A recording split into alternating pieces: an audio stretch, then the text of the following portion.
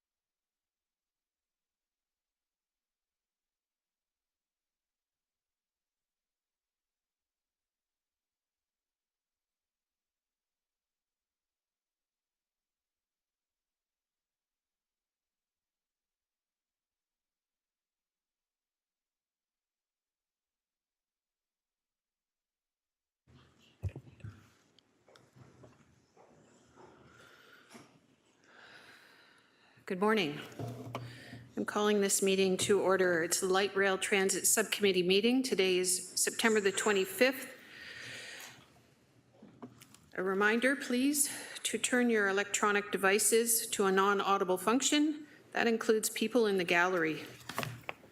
Joining me today in council chambers, Councillor Craig Kazar, Councillor John Paul Danko, Councillor Matt Francis, Councillor Tammy Wang, Councillor Cameron Kretsch, and also on the committee, we're very fortunate to have with us Greg Dennett from the Hamilton Chamber of Commerce, Michelle Diplock from the West Hamilton Home Builders Association. I still revert back to the other one, and Carl Andrus from the Hamilton Community Benefits Network. Thank you. And online is it Brenda Wilson from the Stony Creek Chamber of Commerce?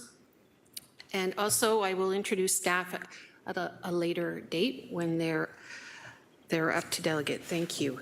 May I, Elsie McIntosh, any changes to today's agenda?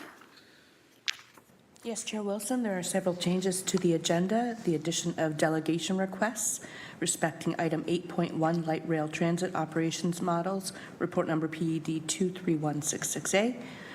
We have Paolo Testaguza, Evan Eubine, Katie King from Keep Transit Public Coalition, Ian Borsick from Environment Hamilton, Rich Wyman from Hamilton and District Labor Council, Lucia Iantuono from Hamilton 350, and Anthony Marco from the Hamilton and District Labor Council.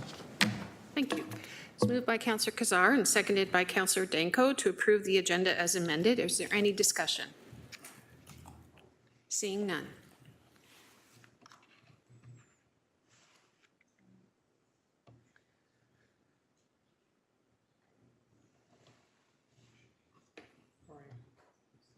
Just waiting for the vote. Yeah, I'm in favor. It's coming. It's Monday. The robots are tired? The robots are tired.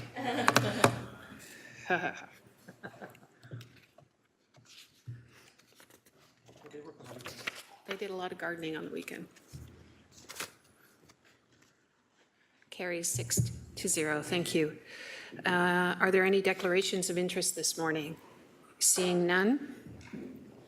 Approval of the July 26, 2023 minutes, moved by Councillor Kretsch and seconded by Councillor Wang. Any discussion on the minutes? Seeing none.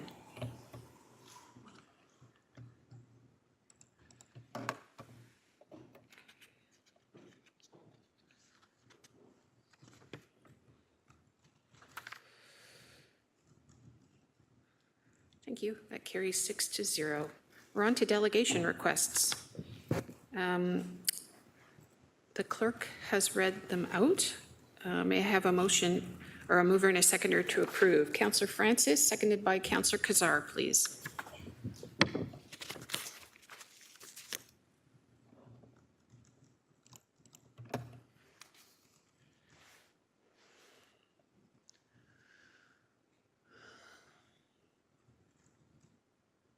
That carries 6-0. Thank you. We're on to delegations. Members are reminded that questions of the delegations are for clarification purposes only and not for debate. We will hear all the delegations and then a vote to receive. The delegates are also reminded of 5 minutes. You'll hear a ding at the 4th minute, and that will apprise you that you have 1 minute left. I'd like to call Paolo Testaguza, please. Good morning.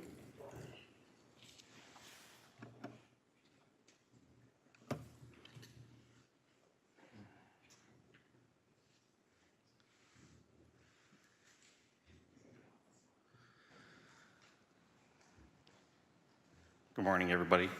Good morning. Some of you might know me, met in person when you were all running for candidates. I'm Paolo Testaguza. I'm standing in for Eric Tuck for ATU 107. I'm the vice president of the local. I appreciate the opportunity to talk to everybody. A little breakdown about myself really quick. Born and raised here in Hamilton. Been working with the HSR for the last 21 years. I'm a proud Hamiltonian. My parents are proud to be Hamiltonians. It's a great city to raise a family, which they did, buy a house, do groceries, provide to the local communities, provide the funding, the taxes, build this community the way it is right now. I'm a little concerned when it comes to privatization. When you move into privatization and you allow private companies to build and control what locally I believe we should have control of, they have the tendency to go for the lowest bidders. You have the tendency of losing control. You have a tendency of them subcontracting. The possibility of arguments, as an example, Ottawa is having constant problems with contractors and subcontractors taking liabilities for the problems they're having. I've had many conversations with Ottawa Transit and their locals there and the problems that they're having, and it's all from privatization in their minds.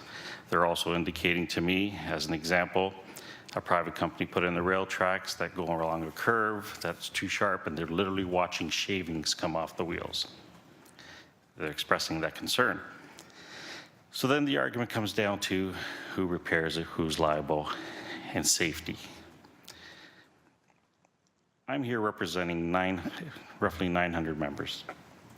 And a lot of our members have family in the city, grandparents, cousins, children's, going to school. And the importance of safety when my own child is on there, when I'm working on the bus, when the mechanic's working on the bus, knowing that their relatives, their grandparents going to the doctors, they're going to work harder to repair those damages or whatever needs to be repaired. I can look at the bus service now, and we can have that bus taken off the road, a replaced bus put en route, a mechanic working that bus, and have it back out the next day, all within standards, with no problems at all. When you keep local control, the money stays within the community. It grows. It becomes stronger. The moment you privatize out, you end up having issues when it comes to repair times. They're not as quick. The concern is more on bottom line and the money we're considering, considering customer service, considering safety, considering timelines, considering washroom breaks. There's so much that's involved when it comes to personal aspects of it that needs to be taken into consideration. I'd like to also bring up, there's hidden costs that you lose when it comes to privatizing. When you privatize, usually they aim for employees and paying them less. And when you pay employees less, it's less going back into the communities. They start bringing in outside companies outside of the city and their workers, which don't contribute back into the city, they contribute elsewhere. It affects local businesses, the monies they make, the taxes they make, the growth through the city, and that's the most important. We want the growth. Let me just conclude with this. We've been part of the city for the last 125 years. We've built a relationship with the city. We've worked well with the city, and it's grown and grown tremendously. So I'll finish with a saying my father used to tell me. In life, with every decision you make, you're going to have pleasures and you're going to have pain. If you take the pleasure now and privatize, trying to save the money down the road, our members of the public are going to have the pain of the cost to repair down the road. If we bring our members in now, keep it publicized in public, we'll have a little bit of pain now, but long-term pleasures because we'll run it properly. Thank you.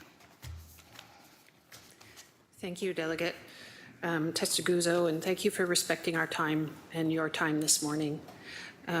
If I could call on Delegate Evan Uben. Oh, I beg your pardon. I'm so sorry.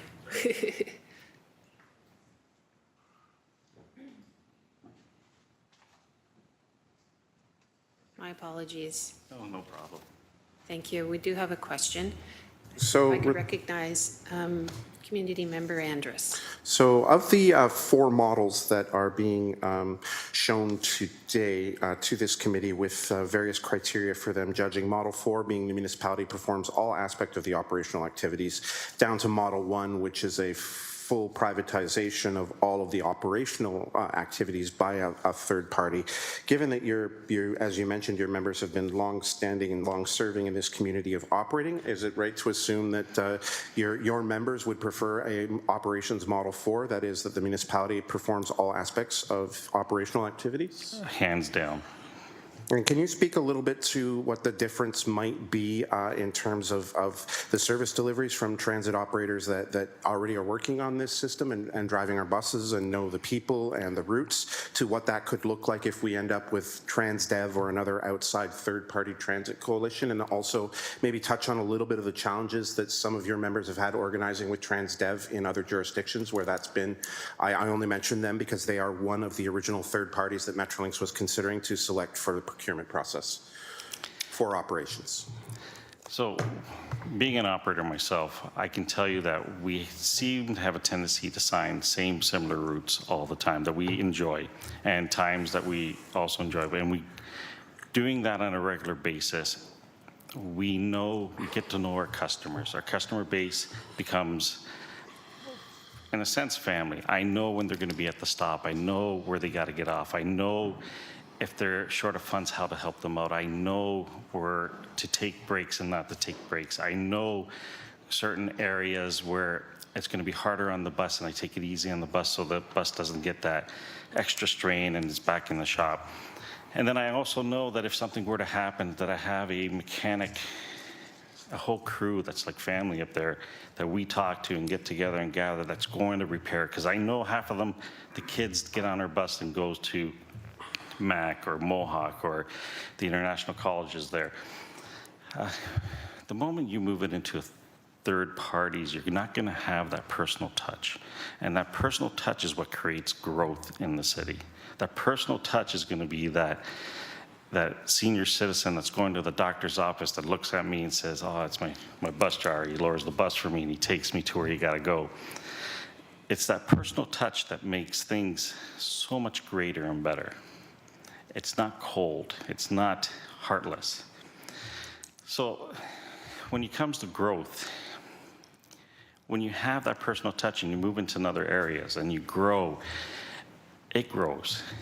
They bring their family along. Next thing you know, you're going from just the mother going to work to bringing the daughter to school with the bus because they can save money on their gas and they can save money on maybe not needing a second car. And then it expands and expands and expands. The growth could be phenomenal.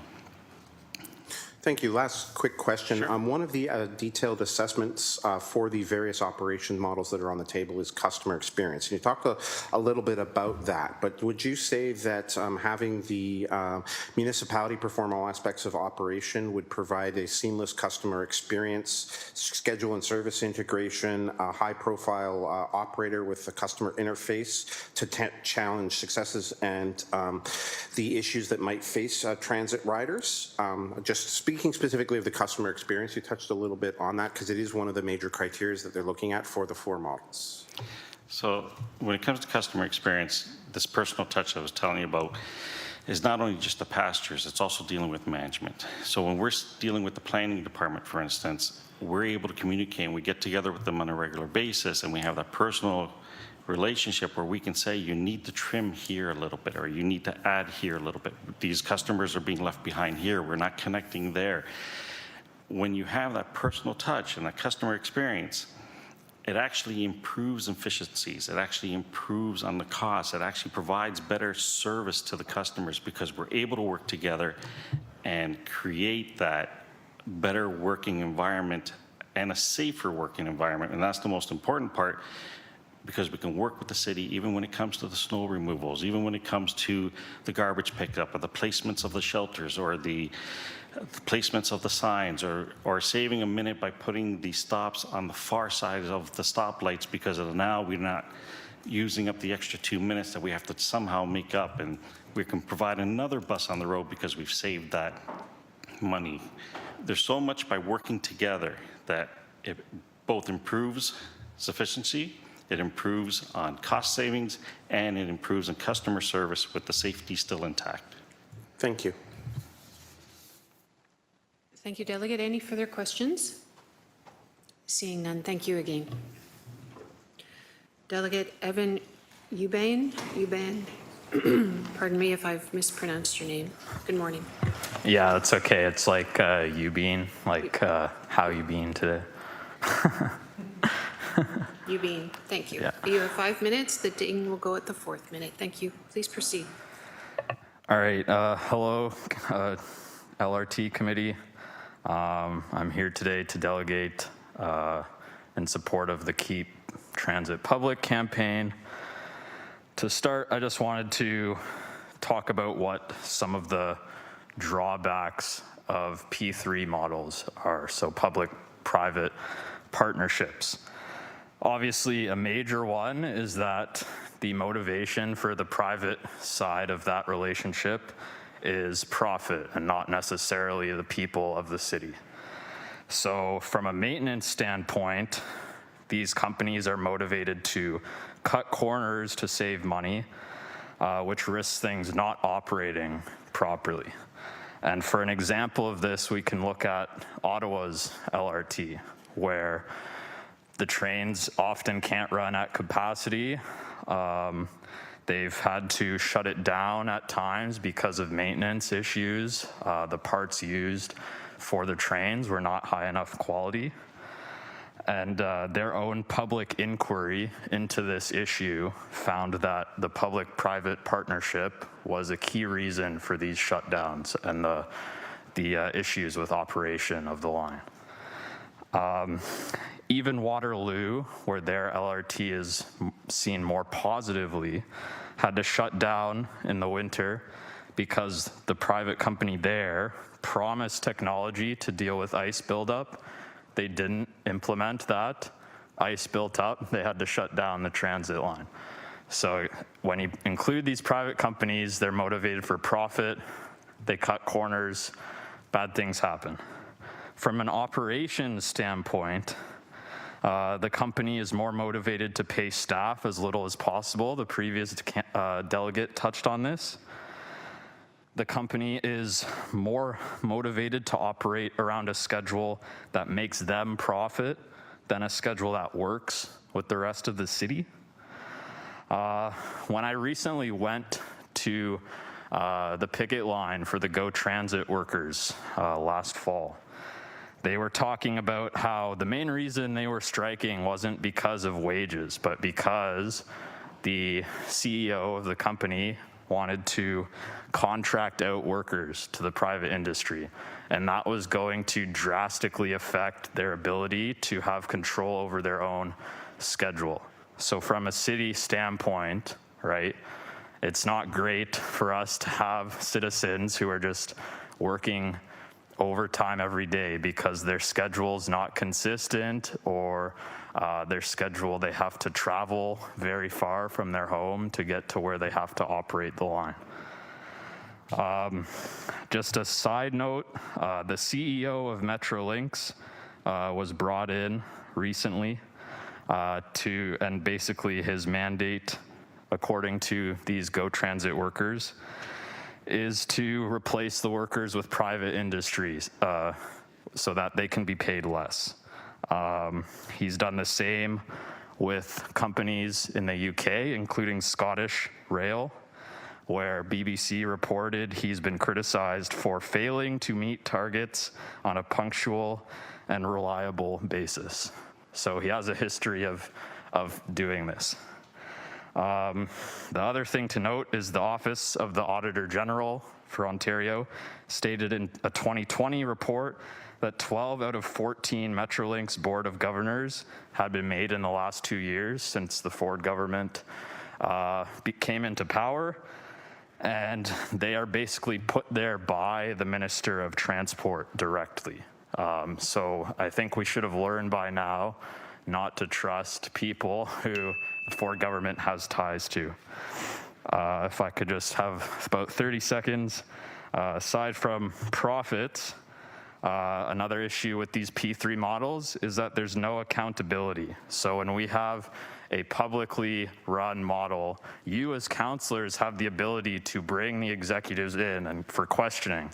Ask them what can be done better. With a private model, you can't do that. Whatever the company does, unless your lawyers have written good things in the contract with them, which often does not happen because, again, they're motivated to make sure that's as good for them as possible.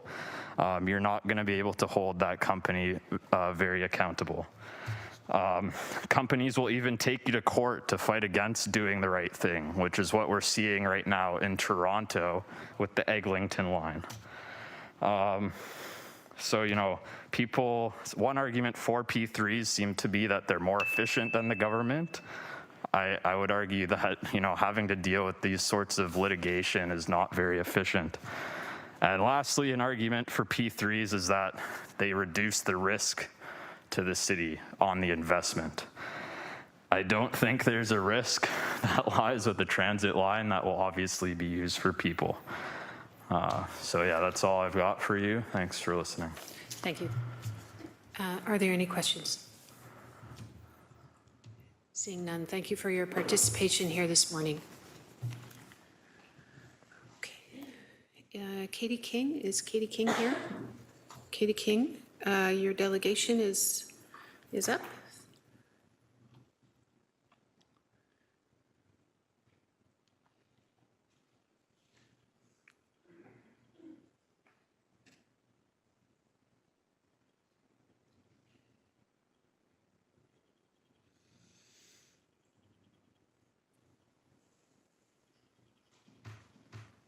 Thank you and good morning. Again, 5 minutes. The bell goes at the 4th minute. Okay. Thank you. Morning, my name's Katie King. I'm delegating about why the Hamilton LRT should be operated and maintained by HSR and ATU 107. Evan already mentioned the public inquiry. It's really long, 600 pages, so I wanted to outline a few things. Evan also mentioned that it was explicitly stated in the public inquiry that in many ways the P3 model caused and contributed to several ongoing difficulties of the project. A theme that I noticed from reading about the inquiry was that the P3 privatization was connected to lack of transparency, and this was outlined by two major failures recognized in the report. One, the private consortium deliberately provided the City of Hamilton with inaccurate information about the deadline and when the project would be finished. What I see from this is a break of public trust, public confusion and frustration about the timeline, and my question is, does Hamilton really need more of this? The second major failure was the failure of the private consortium, the mayor and city officials to tell City Council that the light rail system had not met the original testing requirements, which is a huge, massive safety risk and indicates a rush to get the project on the rails, resulting in a lot of troubleshooting after the fact, so when the light rail is operating. Another theme I noticed was P3 privatization and its link to lack of accountability and lack of municipal oversight. So the City of Ottawa was left in a position where it had limited insight or control over the project, as outlined on page 100 of the inquiry. What I draw from this is that solutions that will inevitably come up will be easier and quicker to solve because oversight will be centralized and local, and moreover, the public will know who to hold accountable, HSR, ATU, and the city, rather than complex negotiations through contractors and subcontractors. An end goal, which has been noted by the other two delegates already, is that it's public knowledge that investors and shareholders would put money into a P3 privatization model to make a profit. So therefore, they would expect those managing the project to do everything possible to maximize the returns of their investments. That means that there will always be pressure on the corporations involved in P3s to cut corners and to increase profits. The difference is a huge distinction that needs to be made very clear, that ATU and HSR's end goal is simply safe, reliable, and efficient public transit. I just want to finish by sharing more reasons that I was thinking of for why the LRT should be both operated and maintained by HSR and ATU 107. Many councillors upon election were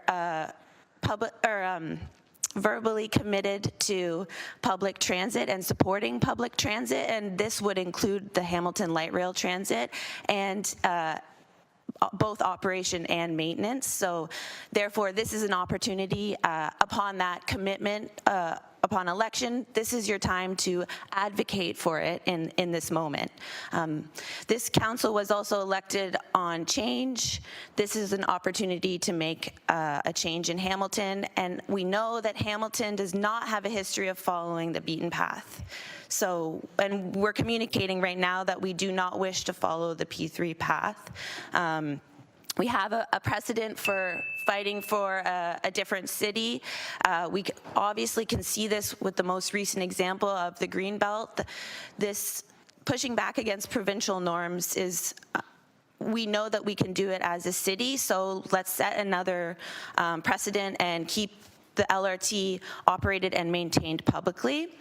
And my no-brainer for me is that if the city is paying for the operation maintenance of the Hamilton LRT, why wouldn't we support our public transit agency, as a P3 model has not been proven to be the safer option. That's everything for me yeah, that's it. Thank you. Thank you, Delegate King. Are there any questions of the delegate? Okay, I'll recognize Community Member Andrus, please. Just quickly, in the criteria that are laid out in the staff reports that are coming up later on the example, there's a detailed assessment for the operation models, and one of them is accountability. In it, it only references interfaces between parties. I wonder if you could talk a little bit about accountability and what that looks like in the Ottawa context with their political establishment versus staff establishment versus the outside contractor that's performing some of the aspects of the Ottawa LRT process. Is there any accountability with the people that get elected and with these subcontractors of the P3 in the Ottawa example of outsourcing? From what I understand is that City Council in Ottawa isn't able to be accountable to the public because there's conflict between the contractors and the city. So accountability, it doesn't seem like it's existing, and it seems very muddled and complicated and frustrating for the public because of all the relationships and the tension between the relationships. I don't know, I didn't fully read up on litigation that's occurring in Ottawa right now, but I know that it is happening. I'm pretty sure, don't quote me on that. And then, so I think that, I guess the question for councillors today is that in the future, when there are inevitably problems that arise with the Hamilton LRT, just because that's a natural thing, how are we going to be accountable to constituents who call with problems? And what is the plan for that? Because if the operation and maintenance was kept public, accountability would be easier, and residents, we would be able to answer to residents better. I had another point. I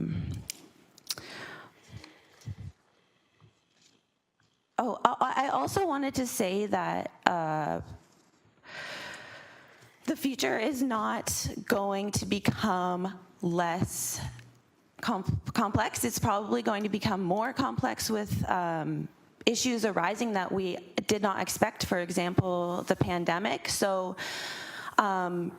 like Paulo said about, his dad's quote, why we should put investment into keeping this system public now to avoid more complex problems in the future, and especially since there will be so many other problems we don't necessarily foresee right now. Why wouldn't we just make it a little bit easier on ourselves to have a centralized way to manage with problems that would arise with the LRT? And that's when I'm saying that, I'm referring to, you know, pandemics, climate-related issues within the city that we aren't able to foresee.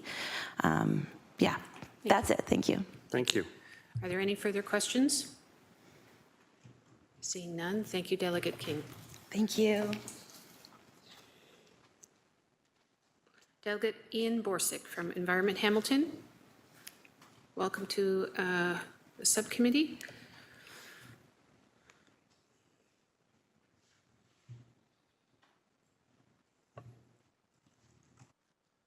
Hello, subcommittee. Thank you for accepting my delegation.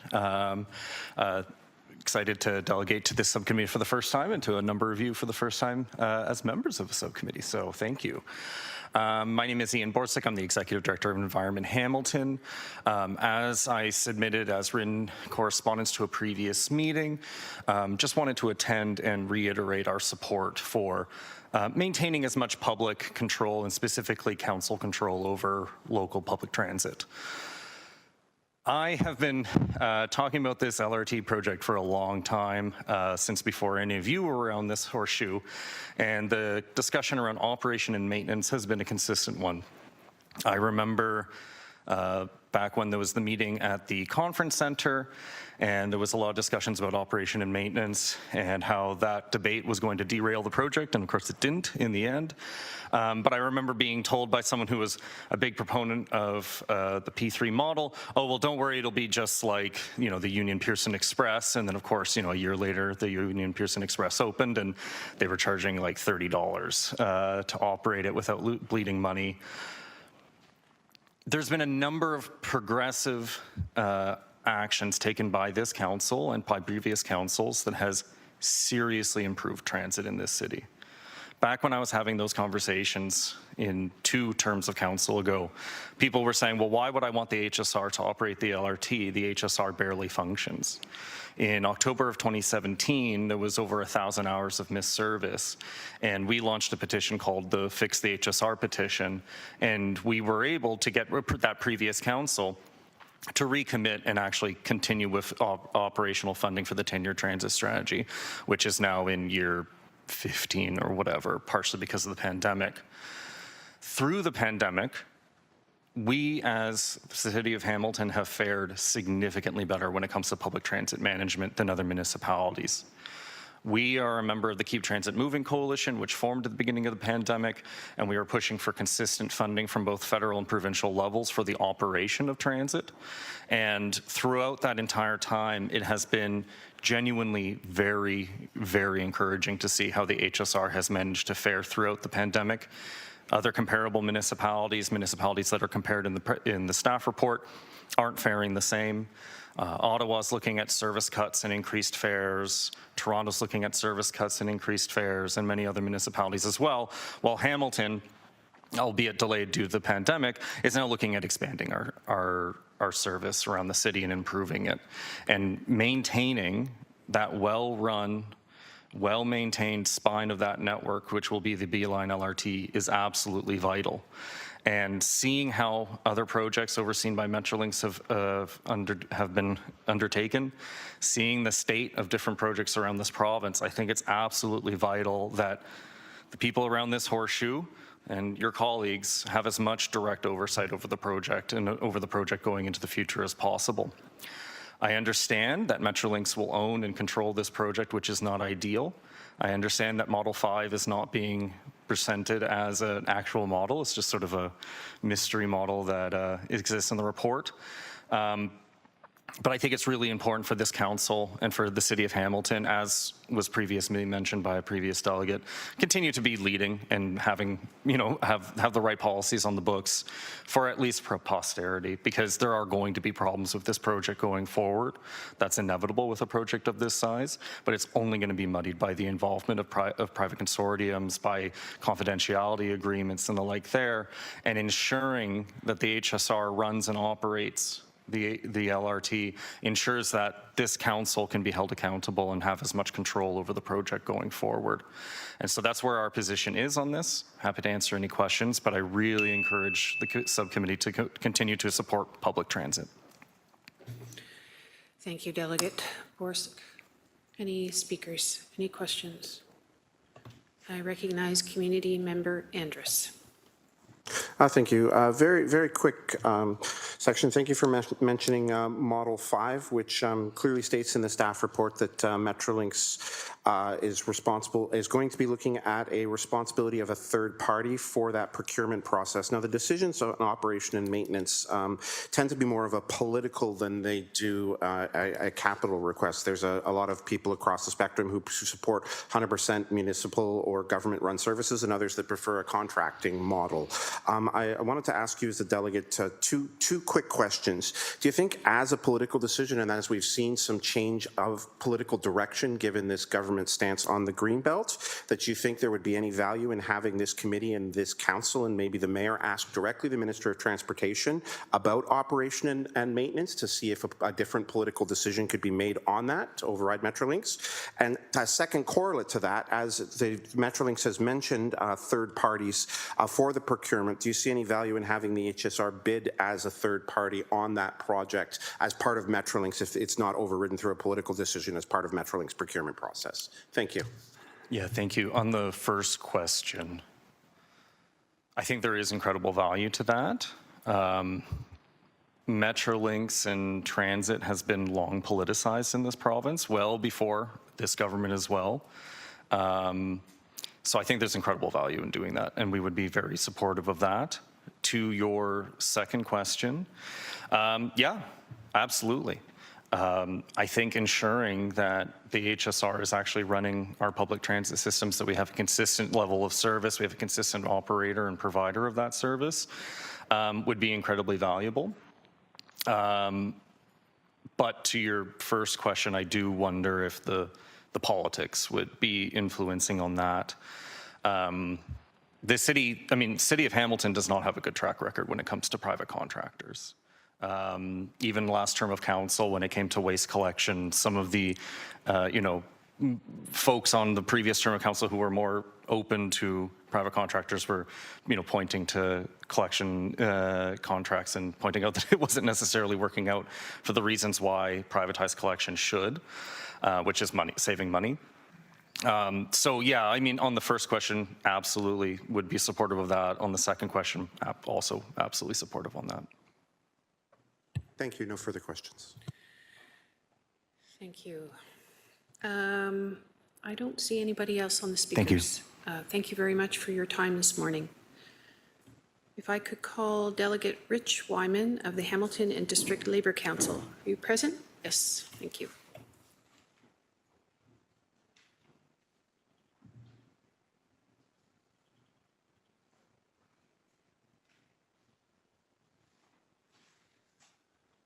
Good morning. Morning. Thanks to the chair and the subcommittee for allowing me to present today. I want to make it clear that Anthony Marco, the president of the Labour Council, will be presenting later. I'm primarily speaking out of my own personal experience, even though I'm on the executive of Labour Council. So once again, thank the chair and the subcommittee for allowing me to take some of their time. I want to speak to the proposal that seems to be in favor of contracting out maintenance and operations of the LRT. In my day job, I have spent the last 15 years helping and assisting contracted out workers try to gain some form of justice in their lives and at work. It's a horrible situation, to be quite frank, for workers to be constantly put out to another employer, then out to another employer, and then out to another employer, and completely removed from any direct ability to control their workplace. And this is what you guys are actually considering doing again to workers in the city of Hamilton. I would argue that P3s in transit have not panned out well, as you've heard from many people. And so to be considering this again just seems like how many times will taxpayers have to cough up money to private institutions who constantly fail to meet their objectives. If you look at, the Ottawa LRT, the complete debacle that's become, the Eglinton line, another example of this, the Canada line in Vancouver, another example of problems, the delays, massive cost overruns, maintenance issues, who pays for all of that? The ordinary taxpayer pays to a private company to constantly go through that process, right? And these are due to contracts that are out of the control of the municipality. Once you let private contractors bid for these jobs and take these jobs, they are out of your control. The issues and problems that happen there will be blamed on you, but you have no control over them at all. The experience here in Hamilton, the water treatment plant. Did we forget about that? The complete debacle of contracting out the water treatment plant? What about the recent thing with UPEG, right? Was it 2022 we were getting a new arena? 2023, 2024, or is it 2025? Who's paying for this, right? There's a blight sitting down there, and we got promised that this was going to be fixed, not getting fixed. So again, we see this constant problem with contracting out work that the city should be keeping in-house, right? What about the security contracts? Who did we contract to monitor the water treatment plant? A company called Neptune Security. Google it. Find out about the scandals of the guy who ran that company.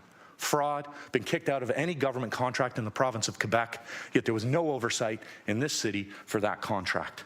So beyond those obvious flaws in P3s getting contracted out, there's much deeper problems as well. It's not just the oversight, there's a human toll that happens when you contract out these jobs, and a human cost. Not just in terms of people's labor, but also to ordinary taxpayers as well. So despite glossy reports about savings, let's think about the toll down the road that this takes. You're looking at taking jobs that are not like one-offs. These are permanent, full-time positions to do maintenance, okay? It's not just like a quick sewer repair or, putting a speed bump in my neighborhood for the third time. It's ensuring that a system of lowest bids keeps workers and ensures that they're trapped in a system of constantly being at the bottom of the pay, okay? Without benefits and mainly without rights at work. It takes work that was a chance to be a leg up for newcomers, people in marginalized communities, people looking for a second chance to move up. Thousands of transit workers have probably moved on, stayed in transit or moved on to other jobs, stabilized their families, all these sorts of things. You're taking those jobs that were well-paying, decent paying, not great paying, decent paying with benefits, security, and stability, throwing them out the window and saying these jobs will now be permanently, basically minimum wage. Okay, because that's my experience working with contracted out transit workers in Toronto and York region. You are constantly awarding contracts, or Metrolinx does, or YRT does, to the lowest bidder, which means even where workers make some gains in benefits or wages or job conditions, new bidder comes in and it goes right back down to zero. You're in essence saying that you are willing to trap 80, 100, however many workers in a constant cycle of poverty and precarity by doing this. To do what? Save a few dollars or enrich a private contractor who will end up costing you the same amount. I'll end up there, but I just think YRT model, workers had pensions, benefits, all of these things. They lost all of that due to the contracting out and tendering service. So I think any savings you're making here, this is a process of penny wise, pound foolish. You can't say you're concerned as a council about housing and precarity and the crisis of the cost of living and then say we're prepared to contract out 100 jobs and make sure that they're low wage, people stuck in that precarity, unable to afford housing. You have a chance here to make the right decision and say that the city's job is to help working class people rise out of poverty, not to constantly allow a private contractor to keep their boot on their necks and leave them in poverty. Thank you very much. Thank you, Delegate Wyman. Are there any questions from the committee members? Committee Member Andrus, please. Get me monopolizing the questions. I apologize to the committee. Thank you for your patience. So in the assessment model that's been provided for all of the operation models that are under discussion today, they're one of the key pillars only in the customer experience is inclusion, diversity, equity, and accessibility. Now, you talked a little bit about the types of workers, especially in some of the low-skilled or entry-level positions. So I want to ask you a little bit about the types of people that make up in your experience in the Greater Metropolitan Toronto area. What kind of workers are we dealing with in these contracted out positions? Mainly we're looking at newcomers, people, refugee, immigrant status, trying to get a foothold in this country, trying to, take care of their families, raise themselves up. Almost 100% The workers I deal with who are contracted out in the GTA come from that, mainly newcomers, people going to day school, working night shift, very much like most of us, grandparents, great-grandparents. At some point, everybody in this room's parents, you know, except for a few, pretty much went through that process. Unfortunately, you know, when you're in a contracted out job, it's just always being awarded to the lowest bidder. You basically lose your job, have to get rehired, and you're just trapped in that cycle. So there's no forward motion there. There's no development of skills. There's no ability to promote out of that group of work like you may have if you were doing maintenance at the HSR, probably take training to be a bus driver, move yourself up. There's none of that exists with these sort of contracted out or subcontracted out jobs in the transportation industry that involve maintenance and cleaning. So further to that, through the chair then, so I'm assuming Toronto and other municipalities have a similar staffing of internal job postings versus external job postings, just the way that the city of Hamilton does. And one of the promises of this light rail project from both the city and Metrolinx were community benefits. Now I'm assuming those community benefits don't end with the construction of the project, and I'm speaking specifically of community employment benefits, the kind of picture that you alluded to of raising staff up and moving people from an entry-level position to allow them to move up into whether it be operators or whether it be mechanics, as you mentioned too, although the operation model doesn't necessarily include that. So what can you say to about how those opportunities get closed when an outsourced contractor, especially one that changes regularly through a subcontractor? I'm speaking specifically of operation model, but you can speak in general if you'd like. Thank you, through the chair. So the way in which things get closed off is you don't work for Metrolinx in this situation. You don't work for the HSR as an employee. You work for 123 Ontario Corp, right? Who may have contracted out. You may not even work for them. You may work for 4321 Ontario Corp, right? Or you may work for Rich Wyman Contracting, who's subcontracted out to the subcontract out to the subcontract out. And so where do you go? How do you apply for the jobs? Well, people, apply for work, temp agencies, things like that. They get work there. The reason they're closed off from the other things is because they're not part of the other system. They're not part of the HSR. They're not part of Metrolinx, right? And these are the savings when people talk about this. The savings are, if you fall and hurt yourself, well, now Metrolinx isn't responsible for your broken leg. It's subcontractor 1234 Ontario Inc. So you're sort of boxed in there. Now you may go to a website and apply for a job with the city or Metrolinx like any other person can, but there's no way that you're guaranteed to move up, right? Whereas before, if you worked at the TTC or the YRT pre-dissembling and going through this P3 model, you would be able to do internal job postings and move your way up. You get to know the supervisors, you know the systems. There's a way out, right? There's a way to sort of plan. I'm going to go back, say, go to night school, take ESL, do those things, maybe upgrade my credentials. When you're in poverty, you don't have those opportunities either, right? Because you're talking about people who are going to have to be working two jobs, particularly in the maintenance and cleaning end, if it's lower end, if it's LRT, if it's similar to other sort of light rapid transit. We're not talking about engine repairs a lot of times. We're just talking about cleaning, sanding, doing that sort of stuff on the wheels of to make sure that you don't get what you have in Ottawa where you get square wheels. So you're cut off from that, and there's that path to move from say a lower end night shift janitorial job up to say a daytime driver over the span of 20 years is gone. So you're not actually helping people move forward in this. I don't see how anybody could pass a community benefit as being part of this P3 process. It just doesn't, it's illogical.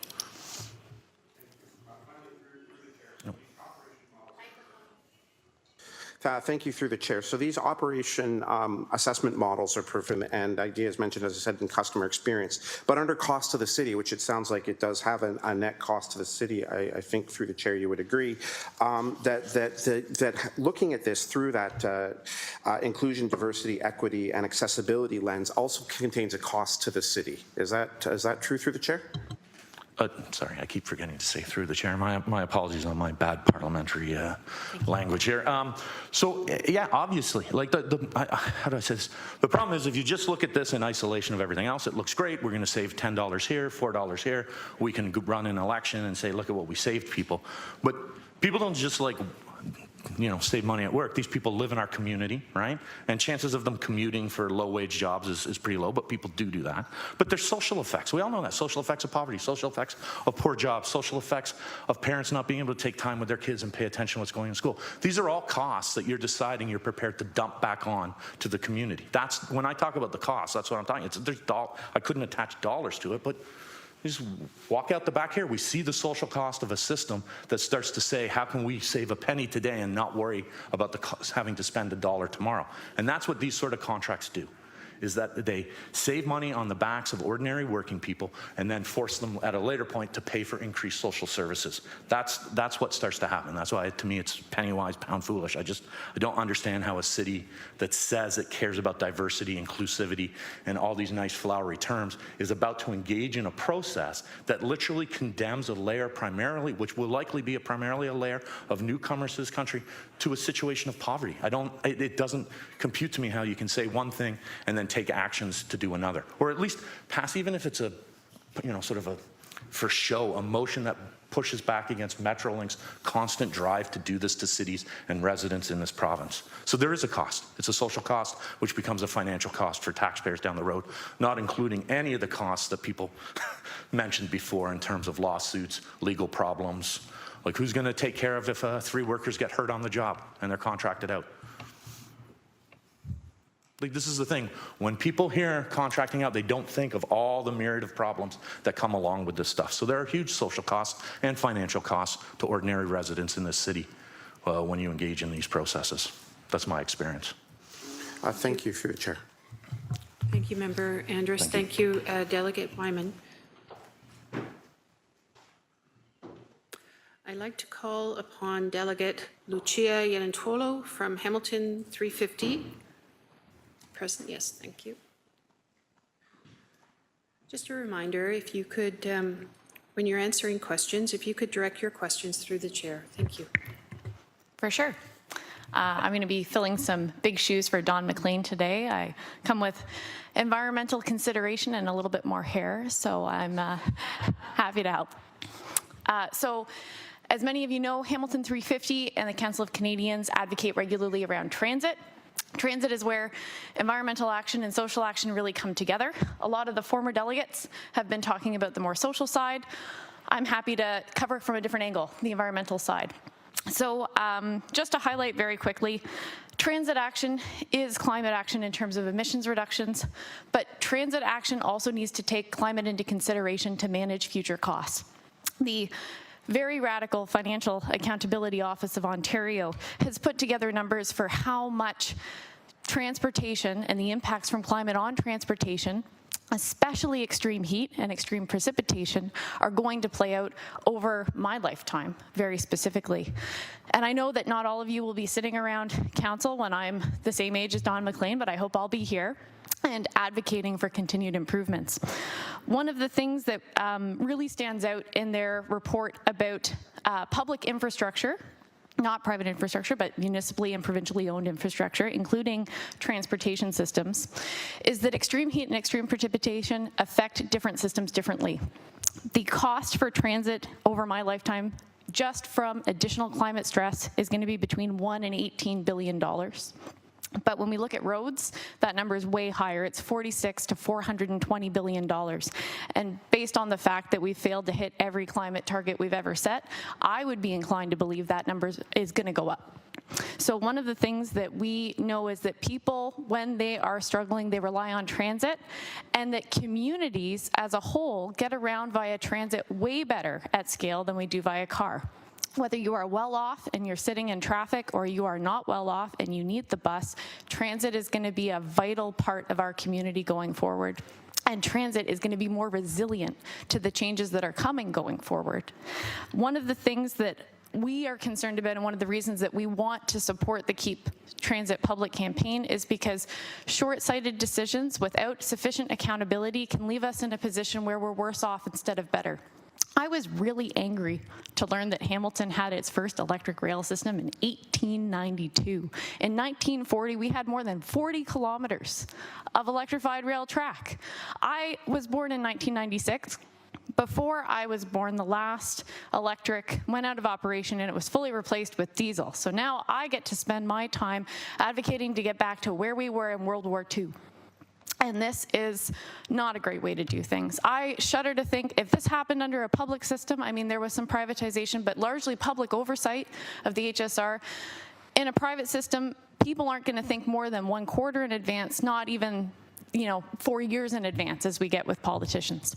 So what we urge you to do is to keep it in public control, keep it in public hands, help people like me who are going to be here for a very long time to make sure that we are going to be getting through the rest of this century quickly in connected communities and where we have opportunity to come voice our concerns and our opinions and our hopes for improvement in the future and not lock us into long-term contracts. Thanks. Thank you, Delegate Yanantolo. Are there any questions of the delegate? Seeing none, thank you for your time this morning. Just going to look to Elsie McIntosh for some direction. My understanding that Anthony Marco of the Hamilton and District Labour Council was to appear virtually. Is that still the case? Chair Wilson, Anthony is unable to attend virtually and has asked that Katie King read his presentation for him. For that, we would need a mover and seconder. So I need the blessing of subcommittee to enable that. Thank you. It is moved by Councillor Kretsch and seconded by Councillor Wang to enable that. If you could vote, please. Indicate your vote. It's up.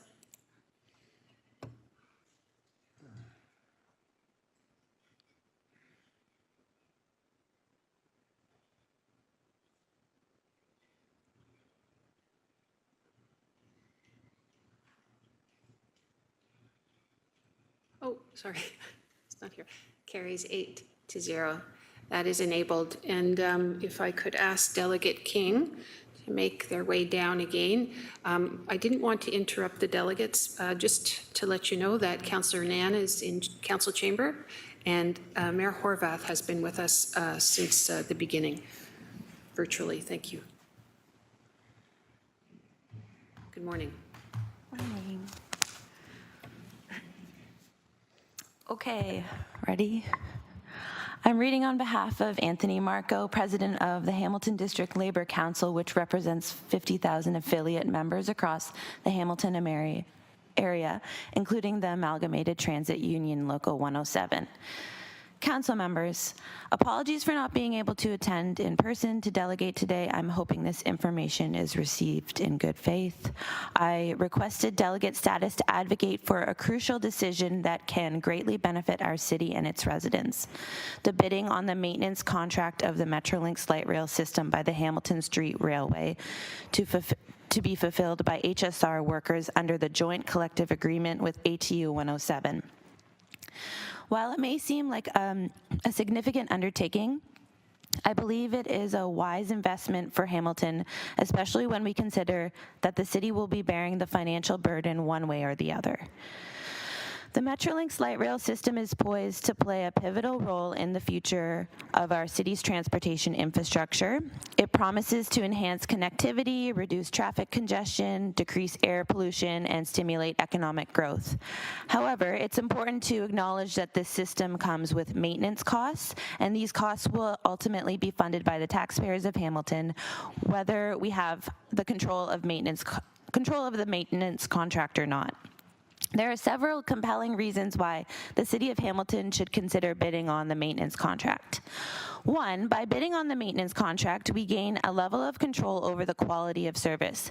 We can ensure that the maintenance work is executed to our high standards, and we can work to control costs more effectively than if we were simply relying on external contractors.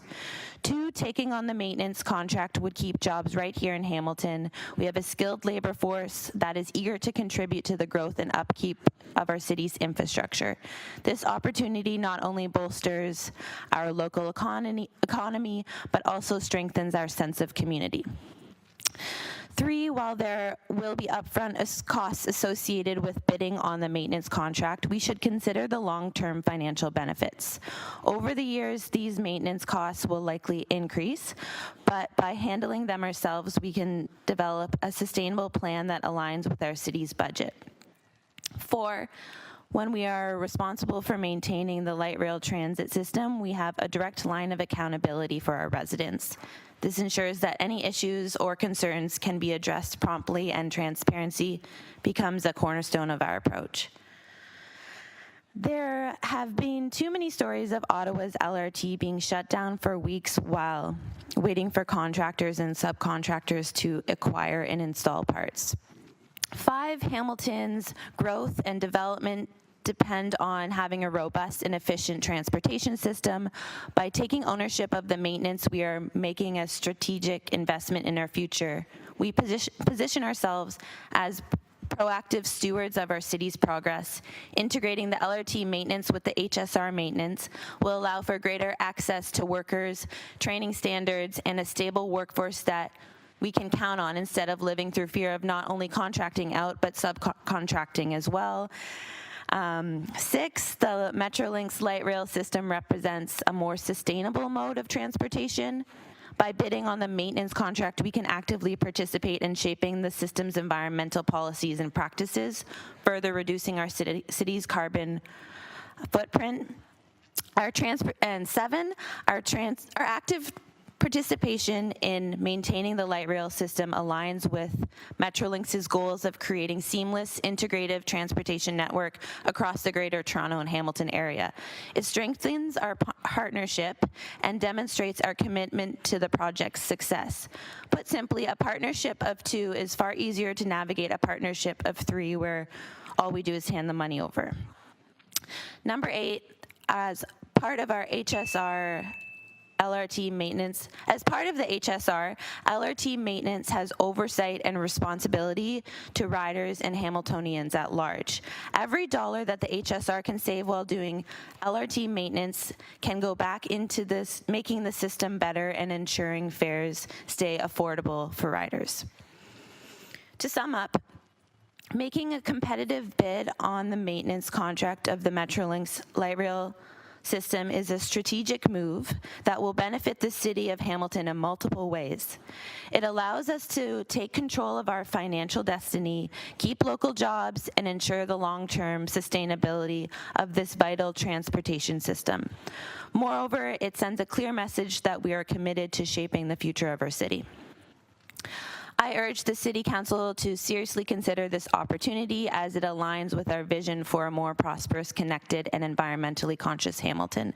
Let us take the reins of responsibility and invest in our future, for the benefits far outweigh the challenges. Thank you for your attention, and I hope we can make this vision a reality. Thank you, Delegate King. I know Delegate King is standing in, but are there any questions? Seeing none, thank you for your participation. I'd like to thank all the delegates for participating in our deliberations this morning and for taking the time to do so. I need a mover and a seconder to receive. Councillor Nan, seconded by Councillor Wang, please. Any discussion? Seeing none, please vote.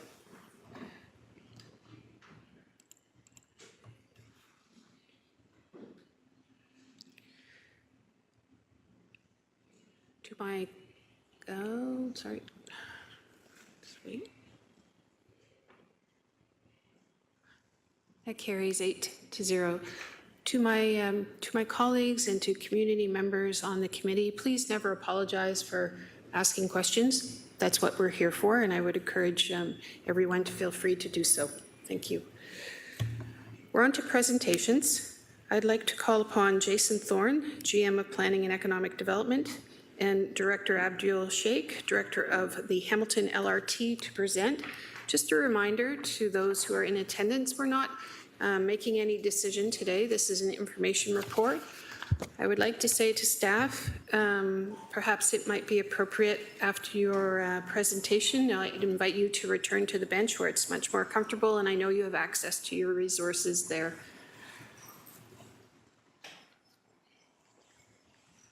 Good morning. Thank you, and good morning, Madam Chair and members of committee, and to the delegates and members of the public who are here today. So I'm Jason Thorne. I'm the General Manager of Planning and Economic Development. I'm just going to provide a few brief introductory remarks, and then I will turn things over to Abdul to take you through the content of today's report. What you have in front of you today is the second of what will be a series of 3 reports relating to LRT operating models. By the end of the year, staff will be seeking Council's direction with respect to what the city's preferred operating model will be for the LRT.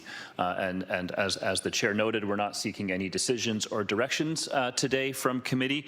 The purpose of this report is to provide Council and members of the public with a preliminary assessment of the various LRT operating models that we had shared in our previous report, and to get some preliminary feedback from the public and from members of committee on that assessment prior to us bringing forward an actual recommendation to the December subcommittee.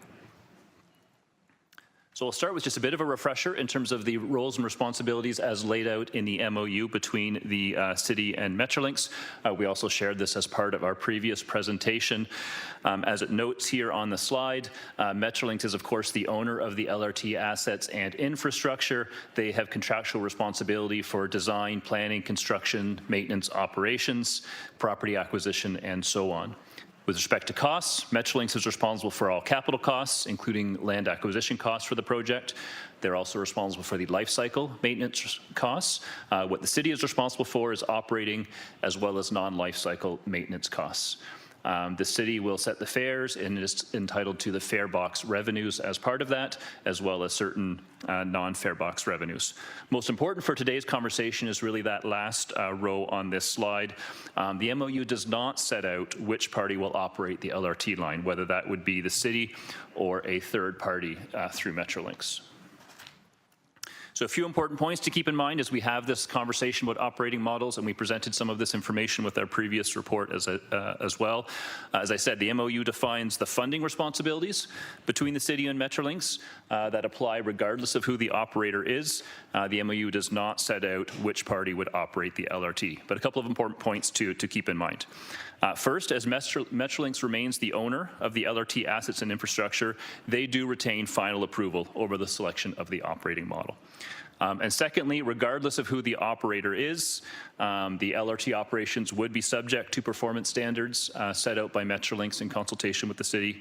The MOU acknowledges the importance of achieving a seamless customer experience between riders on the LRT and the HSR. Metrolinx, again in consultation with the city, would be setting schedules and service levels regardless of who the operator is.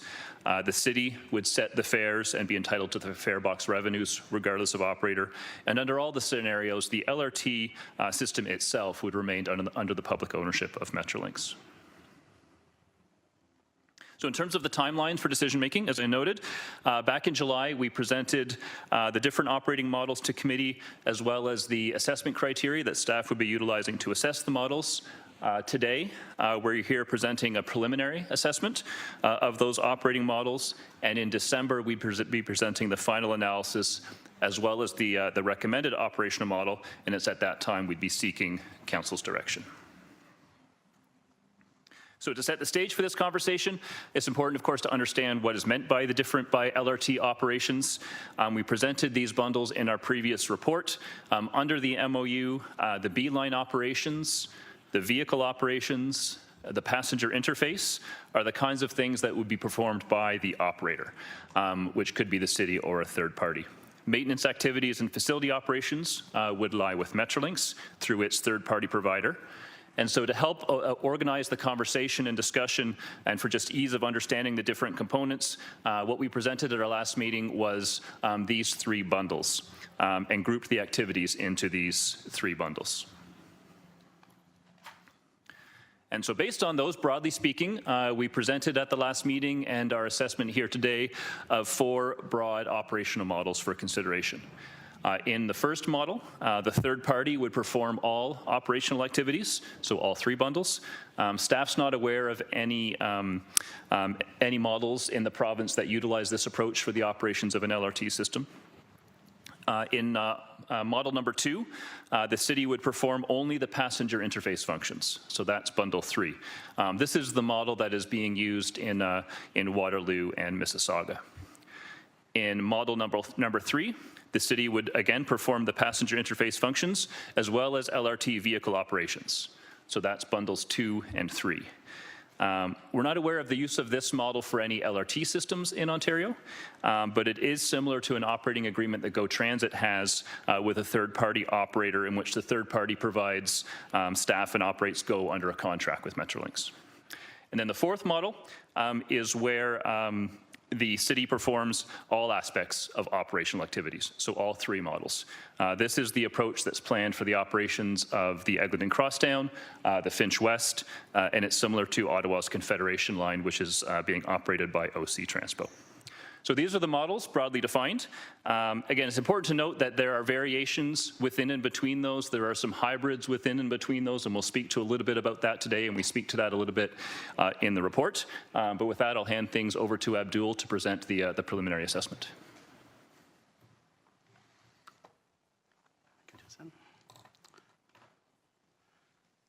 So thank you, Jason. Good morning, members of the LRT subcommittee. My name is Abdul Sheikh, Director, Hamilton LRT Project Office.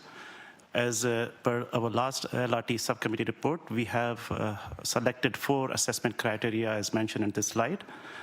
The first one is customer experience, which is to assess a seamless customer experience between all modes of transit, and ease of transportation, and ease of information and continuity for the public, and to determine if the model fosters opportunity for enhanced idea, the inclusion, diversity, equity, and accessibility. The other assessment criteria is interface between the parties, to assess the interface between Metrolinx and the city and various third parties, and to determine the associate complexities with the shared activities. Just a second.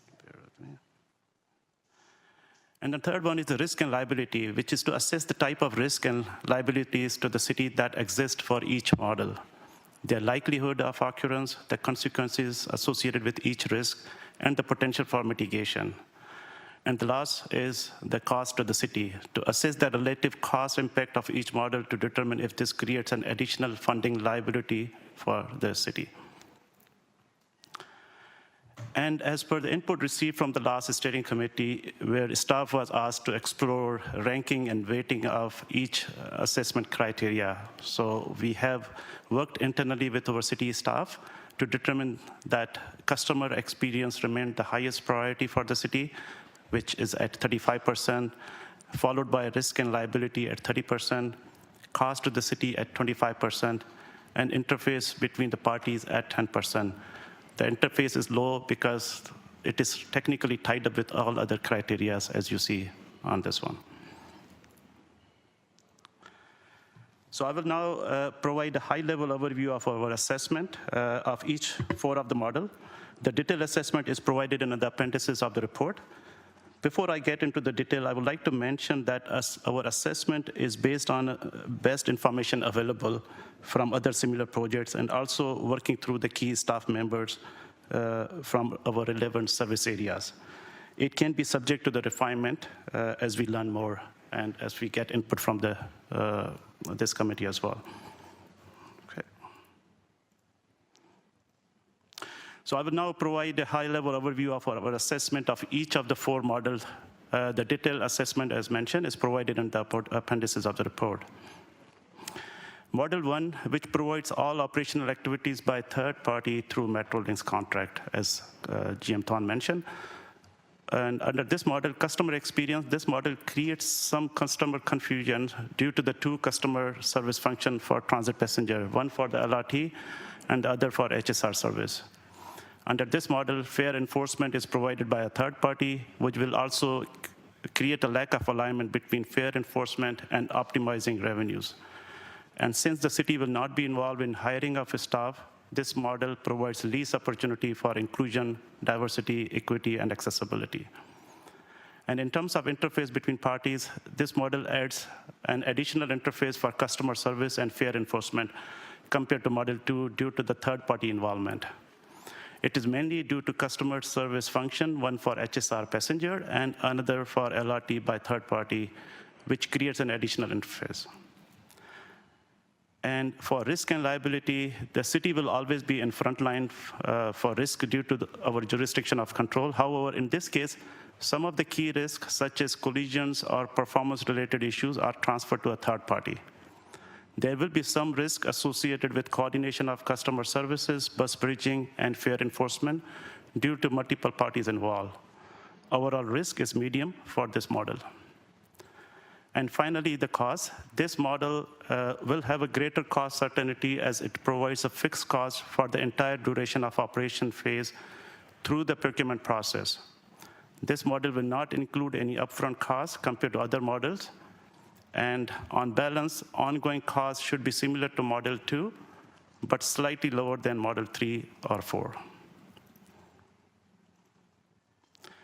And now Model 2, under this model, the city is providing a passenger interface function. The rest of the operation activities, such as LRT B-line operations and LRT vehicle operation, will be provided by a third party. Under this model, customer experience is relatively seamless as the city will be providing this service for both HSR and LRT passengers.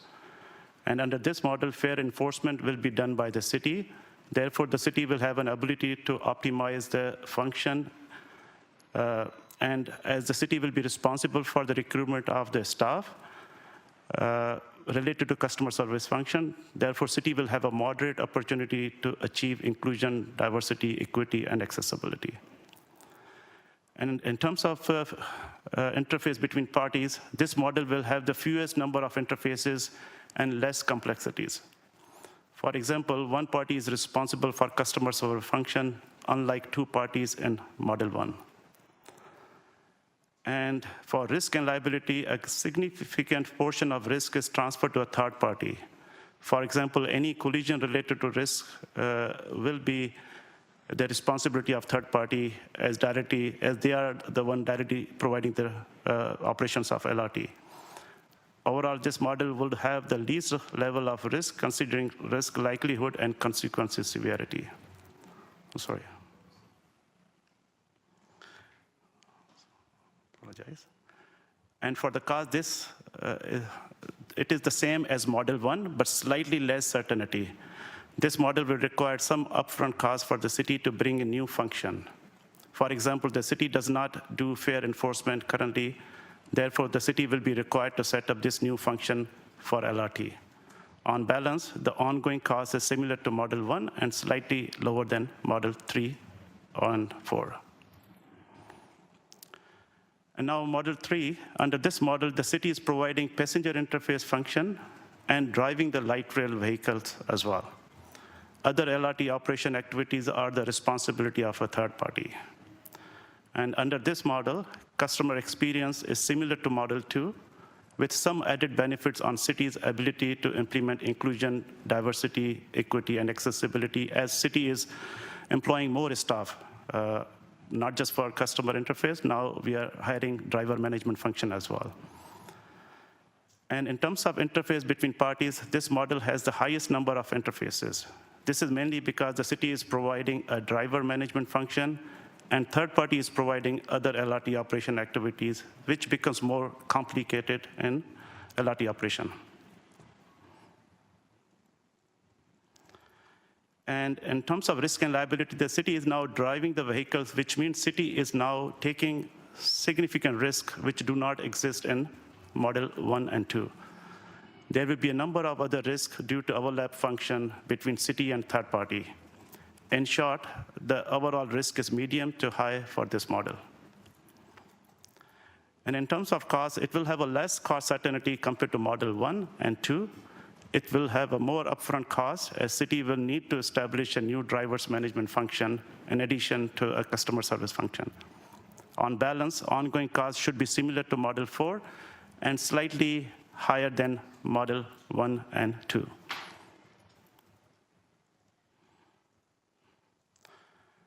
Under Model 4, which city is taking on all LRT operational activities, like all three bundle, what GM Thorn has mentioned. In terms of customer experience under this model, it is similar to Model 3, with some added benefits of city's ability to implement inclusion, diversity, equity, and accessibility, as the city will be employing more staff compared to Model 3. And in terms of interface between parties, it has the least interface compared to other models, as all the operational activities are provided by the city with no third-party involvement. But there is still some interface between operation and maintenance, because maintenance is still being provided by the third party through Metrolinx procurement. And in terms of risk and liability, this model has more risk and liability as the city has taken on more responsibilities. For example, any collision-related risk is now fully transferred to the city. It has the greatest risk to the city, with overall risk from medium to high. And finally, in terms of cost, this model has the least cost certainty and more upfront cost for training and establishing new functions such as LRT Operation Control Center, LRT Driver Management function, and also customer service function. The ongoing cost for this model is similar to Model 3, but higher than Model 1 and 2.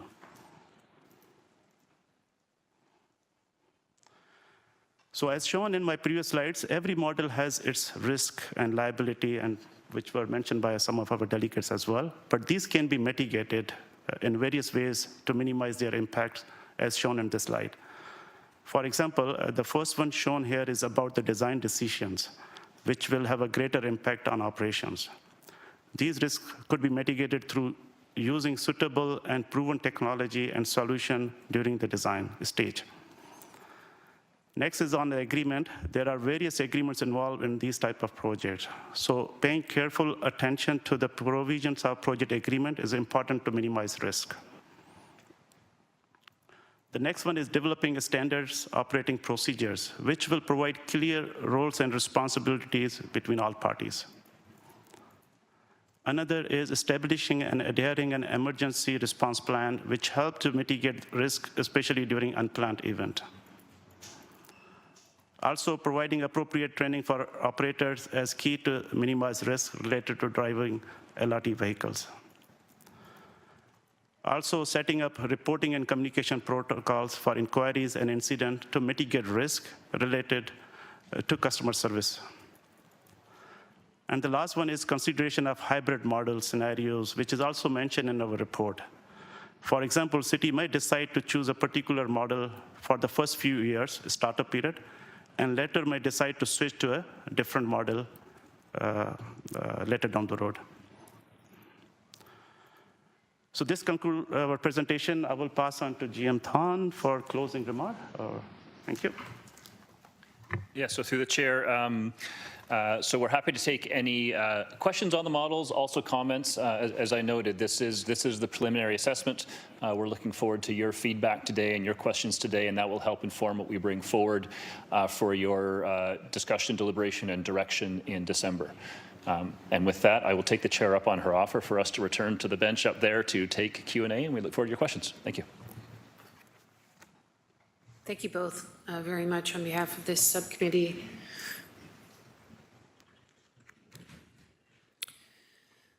Just let staff get settled. So people know, in the queue for questions, I have Councillor Kretsch, Councillor Danko, and Councillor Kazar. I'll look over here. Great. I saw Member Andrus's hand, and then Member Dunnett's hand. We'll go in that order. Okay. Staff are now settled at the bench, so I'll recognize Councillor Kretsch. Thanks, and thanks for the presentation. Two questions. One is the first question is about risk. So we're talking about, I presume we're talking about relative risk. The way it's written, though, out in this presentation, introduces a kind of model which is like low, medium, high. But when we're talking about its risk relative to current operations of the HSR, we do assume that's a similar risk. Like, we're currently operating the HSR, so that would be considered a high risk based on this kind of risk model, would it not? So through the chair, I'll start. So the approach we took was to do comparative within the models as opposed to sort of between the models and current HSR operations. That said, the fourth model is a fully city operator model, which would be similar to the HSR. Thanks. We're already in the high-risk category. I just wanted to make that clear. Second, I did hear you refer to Model 5, but I didn't see it in the presentation, but you talked about during Model 4 that maintenance will be done through Metrolinx. And so I really just want to take this opportunity to clarify this part of what was written.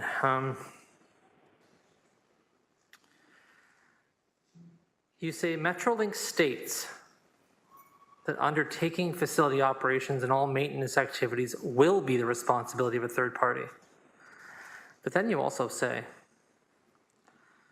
Metrolinx has reiterated its position that Model 5 should not be used in the city's assessment.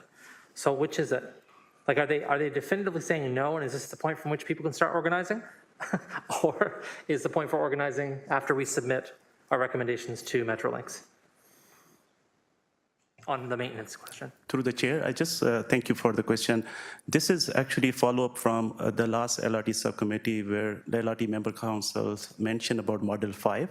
Model 5 should include all operation and maintenance activities, which is not being discussed here, right? So, and we did approach Metrolinx again, whether Model 5 should be considered for our assessment, but they reiterated their position that Model 5, because Model 5 should have maintenance activities being investigated, so they mentioned that this should not be considered for evaluation because all the maintenance-related activities will be performed by third party. So Okay. that is their position, which was similar to the last time as well. Thank you. Yeah, and you've reiterated what you've said here. I'd like a little more of a direct answer if I could get one. Yes? No? Either they're saying no today, we will not consider a maintenance request from you, or yes, we will consider a maintenance request from you. That's what I really want to understand, because I think there's many people in the community who want to organize around this and want to pressure the province to do that. And if today is where the no starts from, then we need to know today is no. And I think it's important for us to know that. Or should the city be putting forward a model? And do we have the option to do so? Through the chair, according to Metrolinx, it's no. Okay. Simple answer is. So the answer is no. Okay, everyone heard that. Great. We now know what the province is already saying. So if we want to put forward a motion at the next meeting to counter that regardless, that will be us taking a political position, and I understand that, and I'll come forward with some words for our next meeting. Thank you. Thank you. Councillor Danko, please. Thank you, Councillor. Thank you. And further to that point, because it's unfortunate that there is this confusion about maintenance versus operation. In the signed memorandum of understanding that the City Hamilton has with Metrolinx in the province of Ontario, I believe it is crystal clear that the maintenance component will be an independent third party, and the city has already signed that contract or that agreement. Through the chair. Thank you. Thank you for the question. Yes.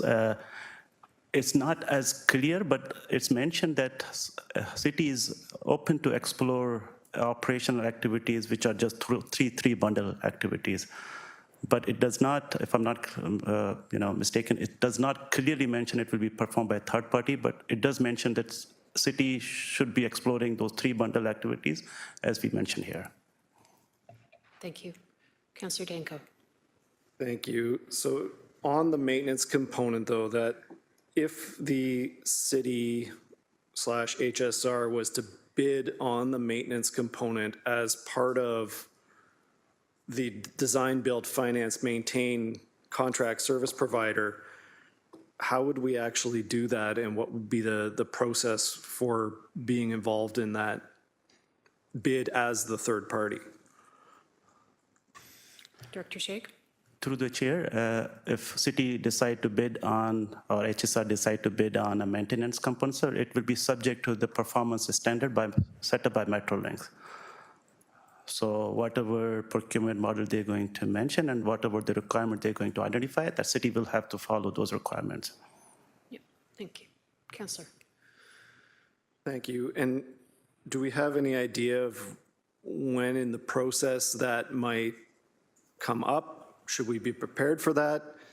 And how would we, because the proponents here, the bidders for the entire contract will probably have their preferred subcontractors. So how do we get involved with that process? Director? Through the chair, again, the timeline has not been confirmed with Metrolinx. And as you mentioned, Councillor Danko, that right now they are focusing the stage 1 procurement. Stage 2, which will be discussing operation maintenance, will come down the road. So the timeline has not been confirmed by Metrolinx yet. Okay, thank you. On to the operational models that have been put forward.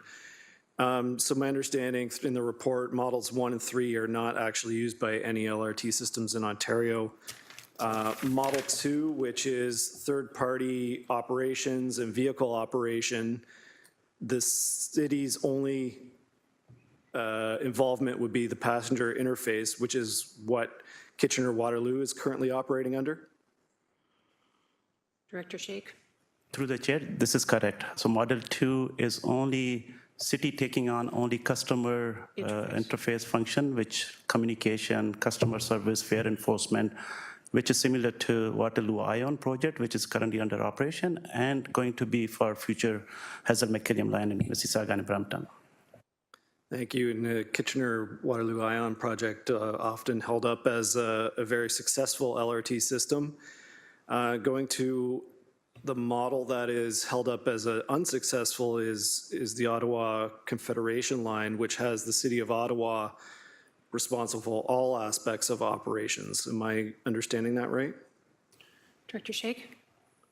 Through the chair, yes, this is a correct assumption. But again, on Ottawa LRT, maintenance is being performed by third party. And Ottawa LRT is performing all the operational activities as listed as we are currently exploring. Thank you. It's interesting that the delegates continuously note Ottawa as being the issue or a model to avoid, but that's the model that has the most public involvement. My last question, Chair, is I know we're going to go in camera to talk about some of the legal components, but in the strike position for CUPE, half the city has CUPE waste collection, half the city, including Ward 8 in the Mountain, has privately contracted collection. And one of the issues that came up when we were going into the possibility of a strike was that we would still have waste collection because there's different a non-union service provider, a contracted service provider. So is that going to be taken into account when we consider the maintenance operation, that there would be a benefit that if there was an ATU strike, that LRT would continue to operate if it was a third-party contractor? So your question is about labor disruption, service disruption, Councillor? GM Thorne, I see your light on. So through the chair, I don't believe we have that explicitly identified in the assessment criteria right now in terms of labor disruption risk.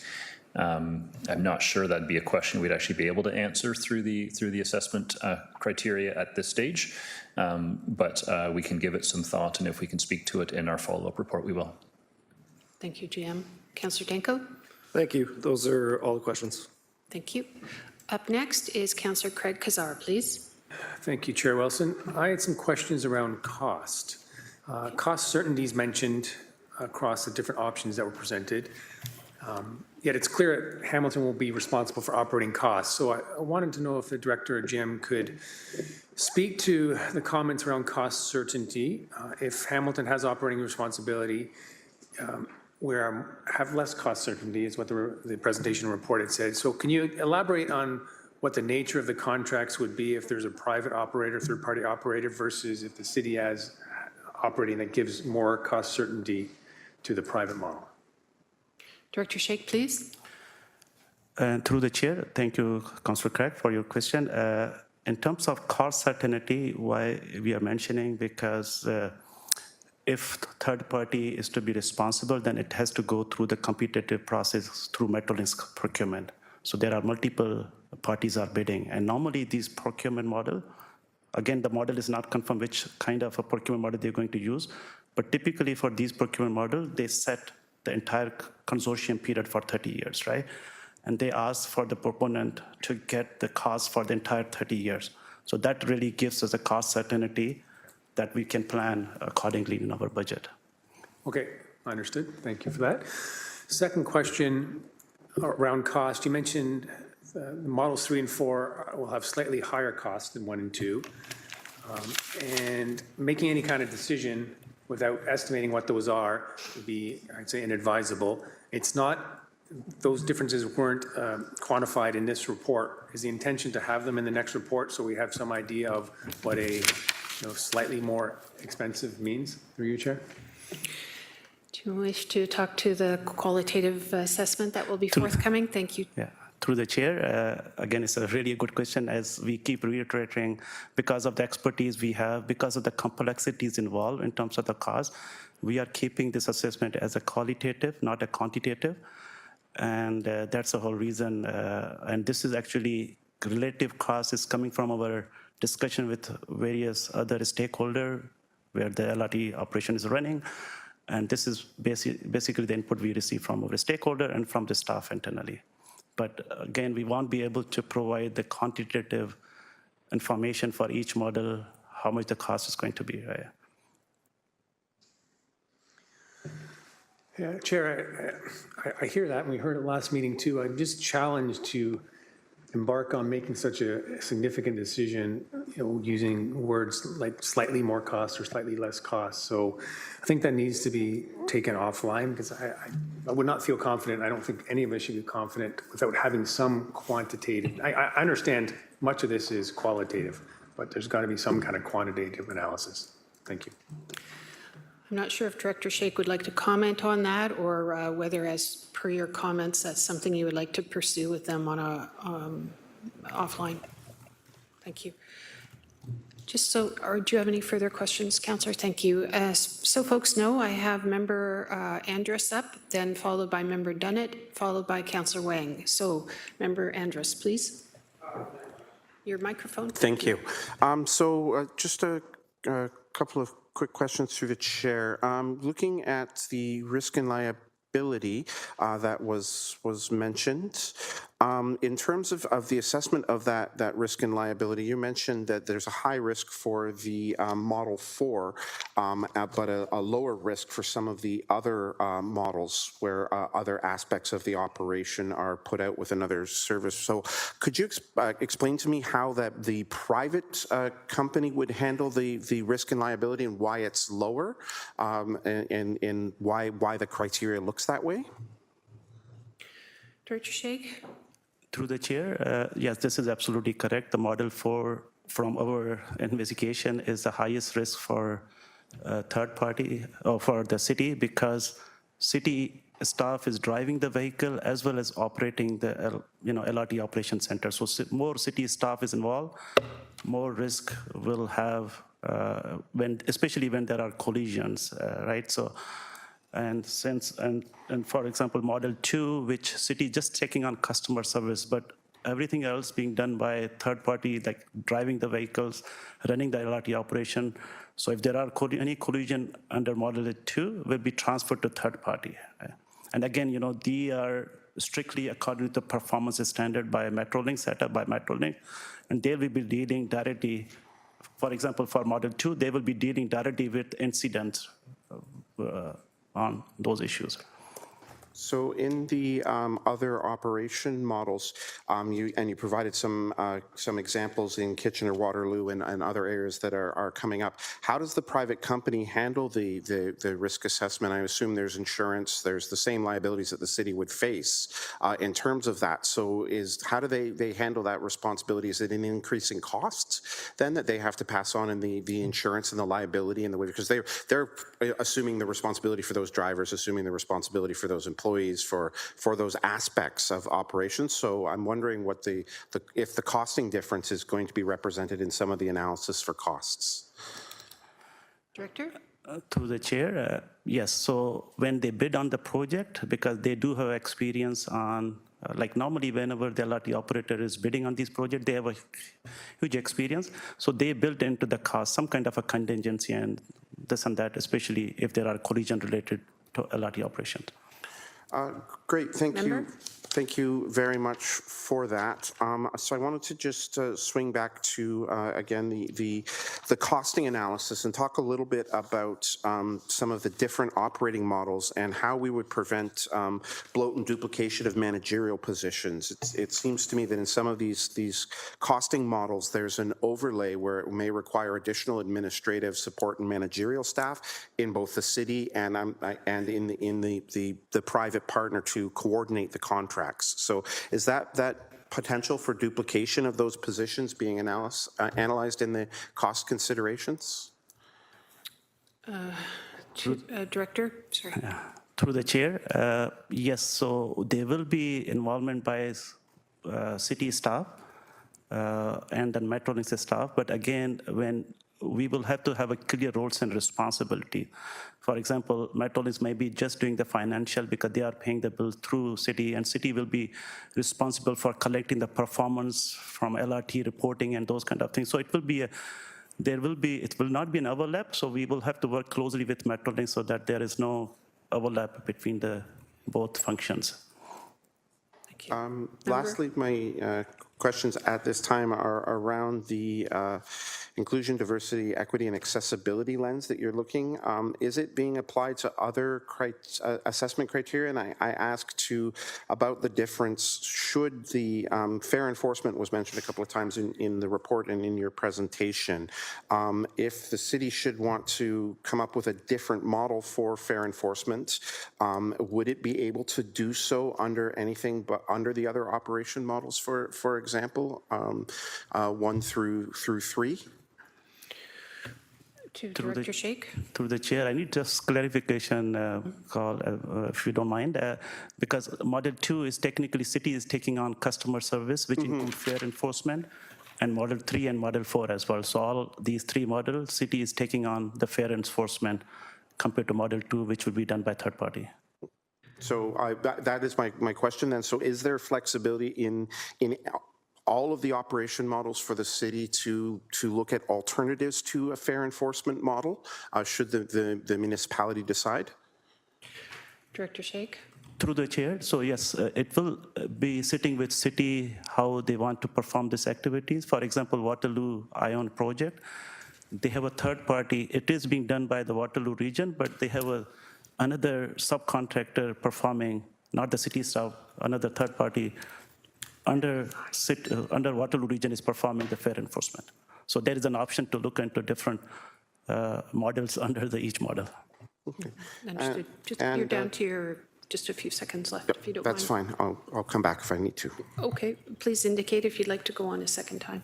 Thank you. We are now to Member Dunnett, please. Thank you, and through the chair. My question is around the customer experience component in the valuation system, as it's the #1 highest valued component of it. And my question is around, following in the lines of Councillor Cassar's question, is how is that being measured? Because customer experience specifically can be an incredibly subjective process, and so that could come down from friendliness of staff and a net promoter score to riders' perceived, to how we communicate with the ridership, to the reliability of service, and that being a key component around businesses and employees wanting their staff to get to work on time. And so that's an incredibly important part of this as we look to improve the connectivity of our city. So I think, kind of in summary, what are the KPIs around the customer experience component in the decision-making model? Thank you, Member. GM Thorne. So through the chair, I'll start. So yes, first of all, I think for the reasons noted, that's one of the reasons why we've put forward that customer service as the highest weighted criteria. And that's really, you know, as we reflected on what is this LRT wanting to achieve and needing to achieve around, you know, driving economic uplift, creating environmental benefit by diverting people from single occupant vehicles onto the transit system. So much of that at the end of the day just translates down to customer service and quality of experience, and do people want to get on the LRT or not. So that's one of the reasons why I kind of thought that should be put first and foremost. And I would say the other thing with some of the customer service metrics is they are also not impossible, but more difficult to mitigate through contractual obligations and performance metrics and those sorts of things that you could build into third-party agreements. Not to say that it's not possible, but that is another reason why we thought that that was a very important one to put first and foremost. In terms of some of the KPIs that are used in terms of measuring that customer service performance, I'll see if Abdul can speak to a couple of examples. Through the chair, thank you, GM Thon. I just want to add, because once we determine that who is going to run the customer service function, which we are talking about, anything interaction with the passengers, it could be the fare enforcement, it could be the communication, it could be any other customer service function. So what's going to happen, for example, it will be up to city, because city is paying fund. So we will have to determine how much fare enforcement we would like to do. Is it 100%? All the passengers are coming, or is it 25%, 10%? So we will set, and more enforcement you're going to do, you will have more staff, right? So it's kind of a balance we have to work, which we will be working through later, you know, like establishing those KPIs for each service area. Thank you, that was all. Further questions? Okay, thank you for that. Councillor Wang. Thank you. Through you, Chair, I just wanted to get an understanding of this hybrid model that you speak about on slide 14. What does that mean? And if you can just give me a quick rundown on what that looks like. Director? Through the chair, we have mentioned about hybrid model. For example, normally these big P3 or any other model, they go with 30 years consortium period, right? So we have identified that could be an option that we could say third party, for example, running for 5 years or for a startup period, and then we can opt out and city staff can run, right? So there is a hybrid model within the 30-year consortium period if you want to choose.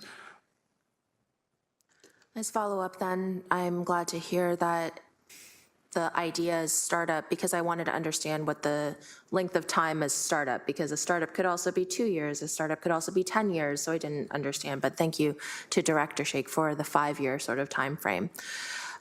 Is the hybrid model identified in the MOU, and what are the parameters around that in the MOU? Through you, Chair. Director. Through the chair, it is not being identified in MOU.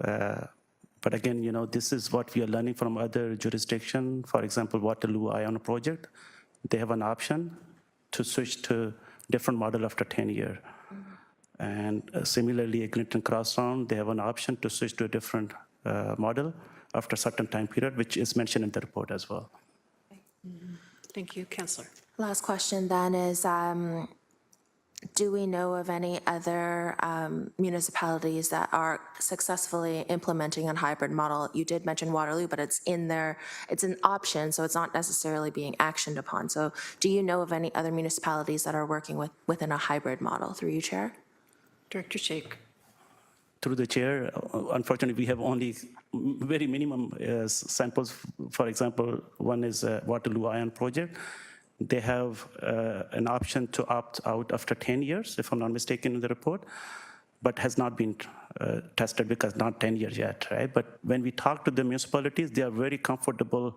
Each municipality is very comfortable whatever the model they have chosen, right? So again, we will find out after 10 years if they are planning to switch, right? Okay. Thank you. Those are all my questions. Thank you, Councillor. Looking around the room for any further questions. Carl, you're good? Okay. Thank you very much. I need a mover and a seconder to receive the presentation. Moved by Councillor Francis, seconded by Councillor Wang. Thank you, staff, for that presentation and the overview. It's up.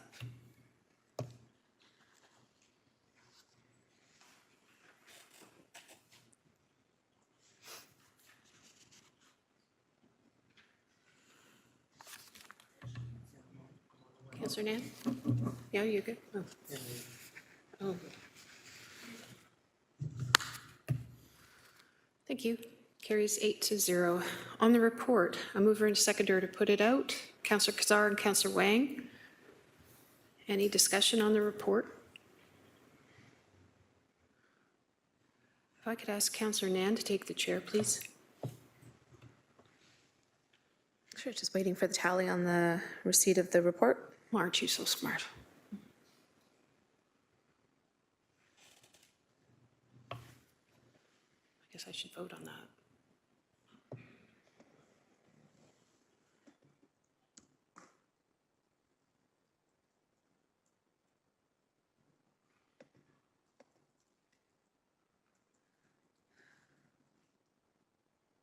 That carries.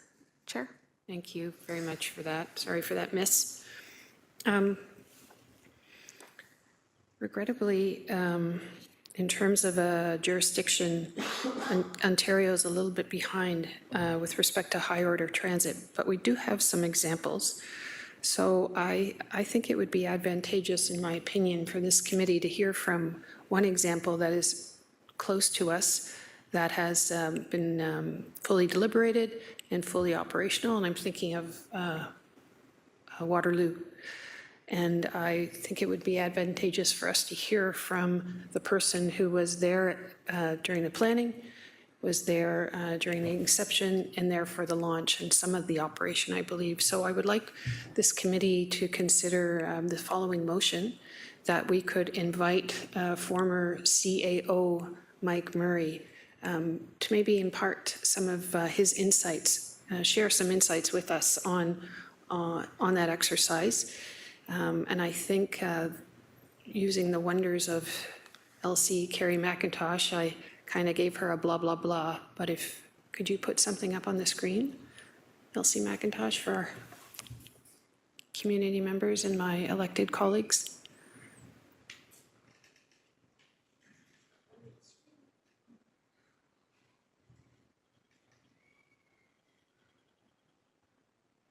There you go. That the Light Rail Transit Subcommittee extend an invitation to former Region of Waterloo Chief Administrative Officer Mike Murray to share his insights and assessment of the operations of the Region of Waterloo's light rail transit system. That's for your consideration, and I'm trolling for a seconder. Councillor Francis, thank you so much. Okay, so it's been moved and seconded. It's open for discussion or questions. Recognize Councillor Kazar, then Councillor Crutch. Councillor Kazar? Oh, my apologies. And then Member Andrus. Go ahead. Yeah, thank you. Just a question around the logistics of that and the timing. The decision timeline put before us is December. So is the envision to have this sometime between now and then in order for get information, take it in, reflect on it? So. Yes, I think that would be advantageous. Yeah, okay, perfect. I'm supportive. Thank you, Councillor. Next up, we have Councillor Crutch, and then followed by Councillor Andrus, or Councillor Andrus. Member Andrus. Also, logistical question for the city clerk, and then for another point. Do we have a meeting scheduled between now and the December meeting, or no?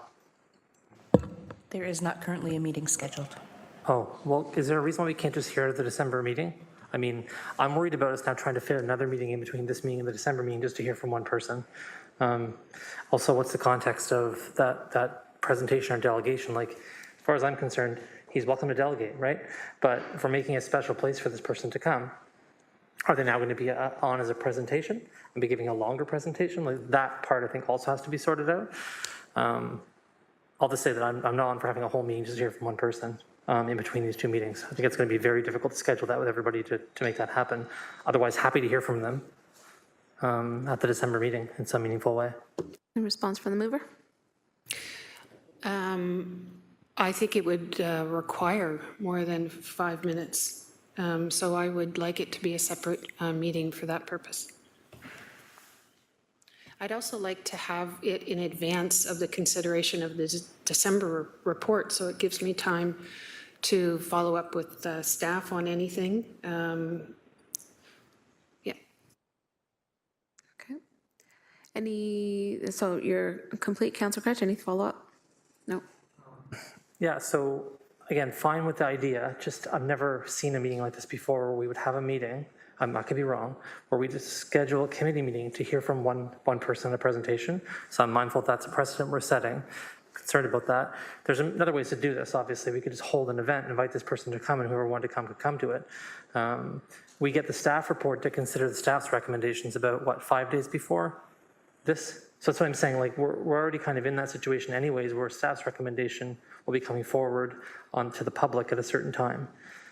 So I'm just mindful of the fact that, like, basically, and just to be polite about it, why should this person be given more time than our own staff are to give a recommendation to us to hear from him? Like, if that's how much time we need for deliberations from our staff, why do we need 3 times as much time to hear from this person? So again, I'm not totally opposed to it. I'm just trying to highlight some of the, I think, pitfalls of trying to schedule a meeting around one person's presentation. So I'll leave it there. Okay. And then procedural clarity, the meetings are called by this committee or the chair? I believe the terms of reference say that the meetings are called by the chair. Thank you. Okay, final speaker on the motion is Member Andrus.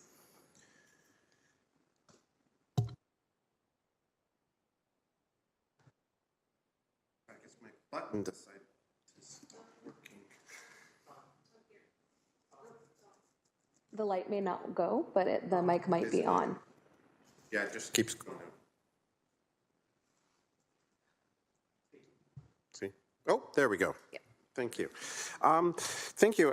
In consideration of this motion through the chair to committee members, I would also consider that maybe we also need to be asking someone from the Waterloo District Labour Council, Unifor Local 4304, which is the union for Grand River Rapids, the bus service, and representatives from the Kalos employees who are not unionized but can give a full picture if that's what we're looking for from what's going on in Waterloo. I don't think it's enough to just hear from the proponent of the model, but also the people that may be impacted by that model. So I would suggest that if such an event were to take place, it is my opinion through the chair that we also include those representatives as well to provide a balanced opinion of what that operations picture looks like in Waterloo, not just for the day-to-day operations, but for the people who have to maintain that system, to operate that system as well. Thank you. Thank you. Okay, that exhausts our speakers list. It's been moved and seconded and before committee for vote.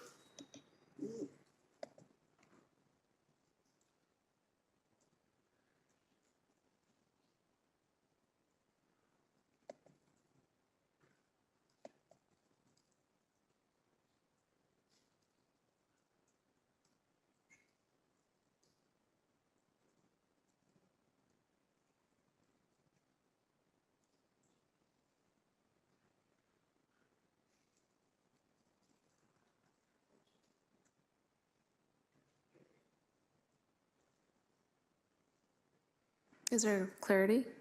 Seeking clarity? No? All right, I was just trying to clarify whether or not Carl actually put forward an amendment. I wasn't sure. Like, that's.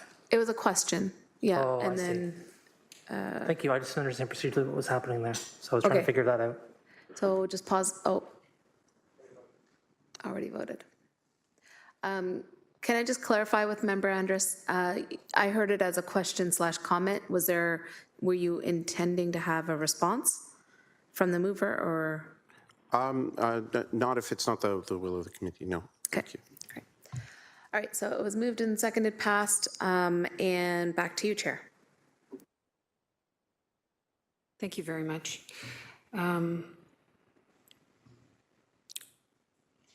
Elsie McIntosh, did I have a mover and a seconder for the report? I did. Yes, Chair, we've voted on that already. Thank you.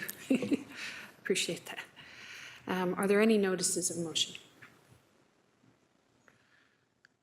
Seeing none. General information and business. Any information that you'd like to impart? GM Thorne or anything? No, saying none. Okay. Thank you very much for your attention this morning. We are going into closed session. I require a motion to do so. Item 15.1, I need a mover and a seconder pursuant to section 9.3. Councillor Wang is moving it. Councillor Kazar, thank you.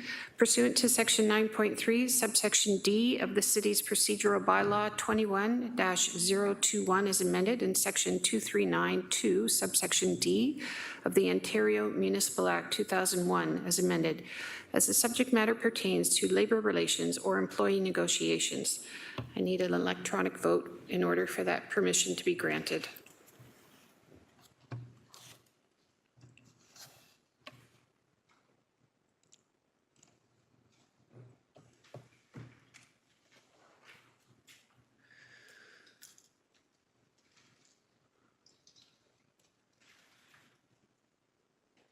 Carries 8-0. Members of the public are advised that during the closed session portion of the meeting, the live stream will broadcast a closed session in progress screen. The broadcast will resume when the closed session portion of the meeting is complete. I would like to ask all members of the public, delegates, and external participants to please now exit the WebEx meeting and to also exit council chambers so that we can retire into closed.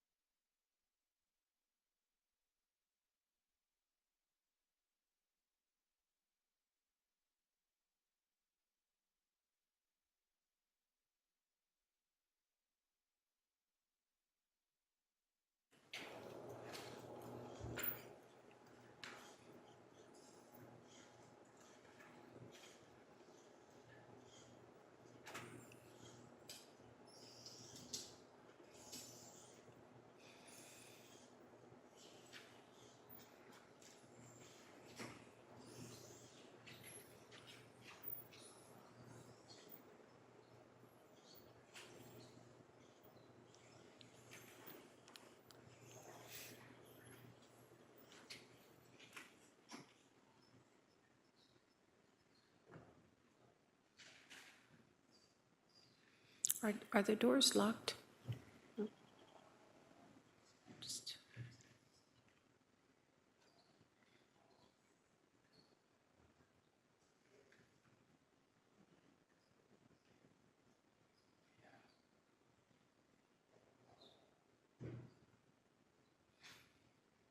Thank you.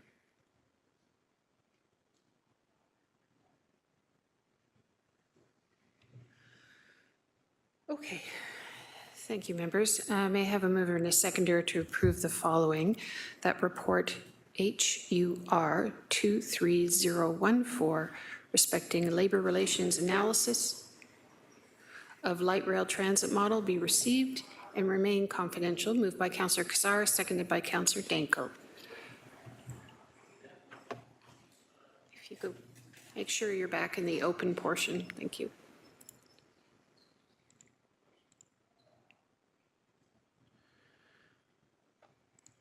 Vote is up.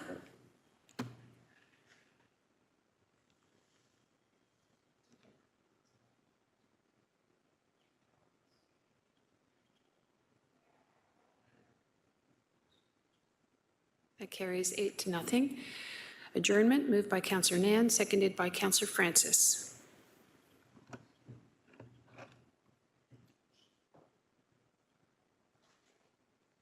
Vote is up. On behalf of committee, I'd like to thank staff for all the work that went into today's preparation, and to clerks for always serving us so well, and to committee members who take time out to participate. Thank you all.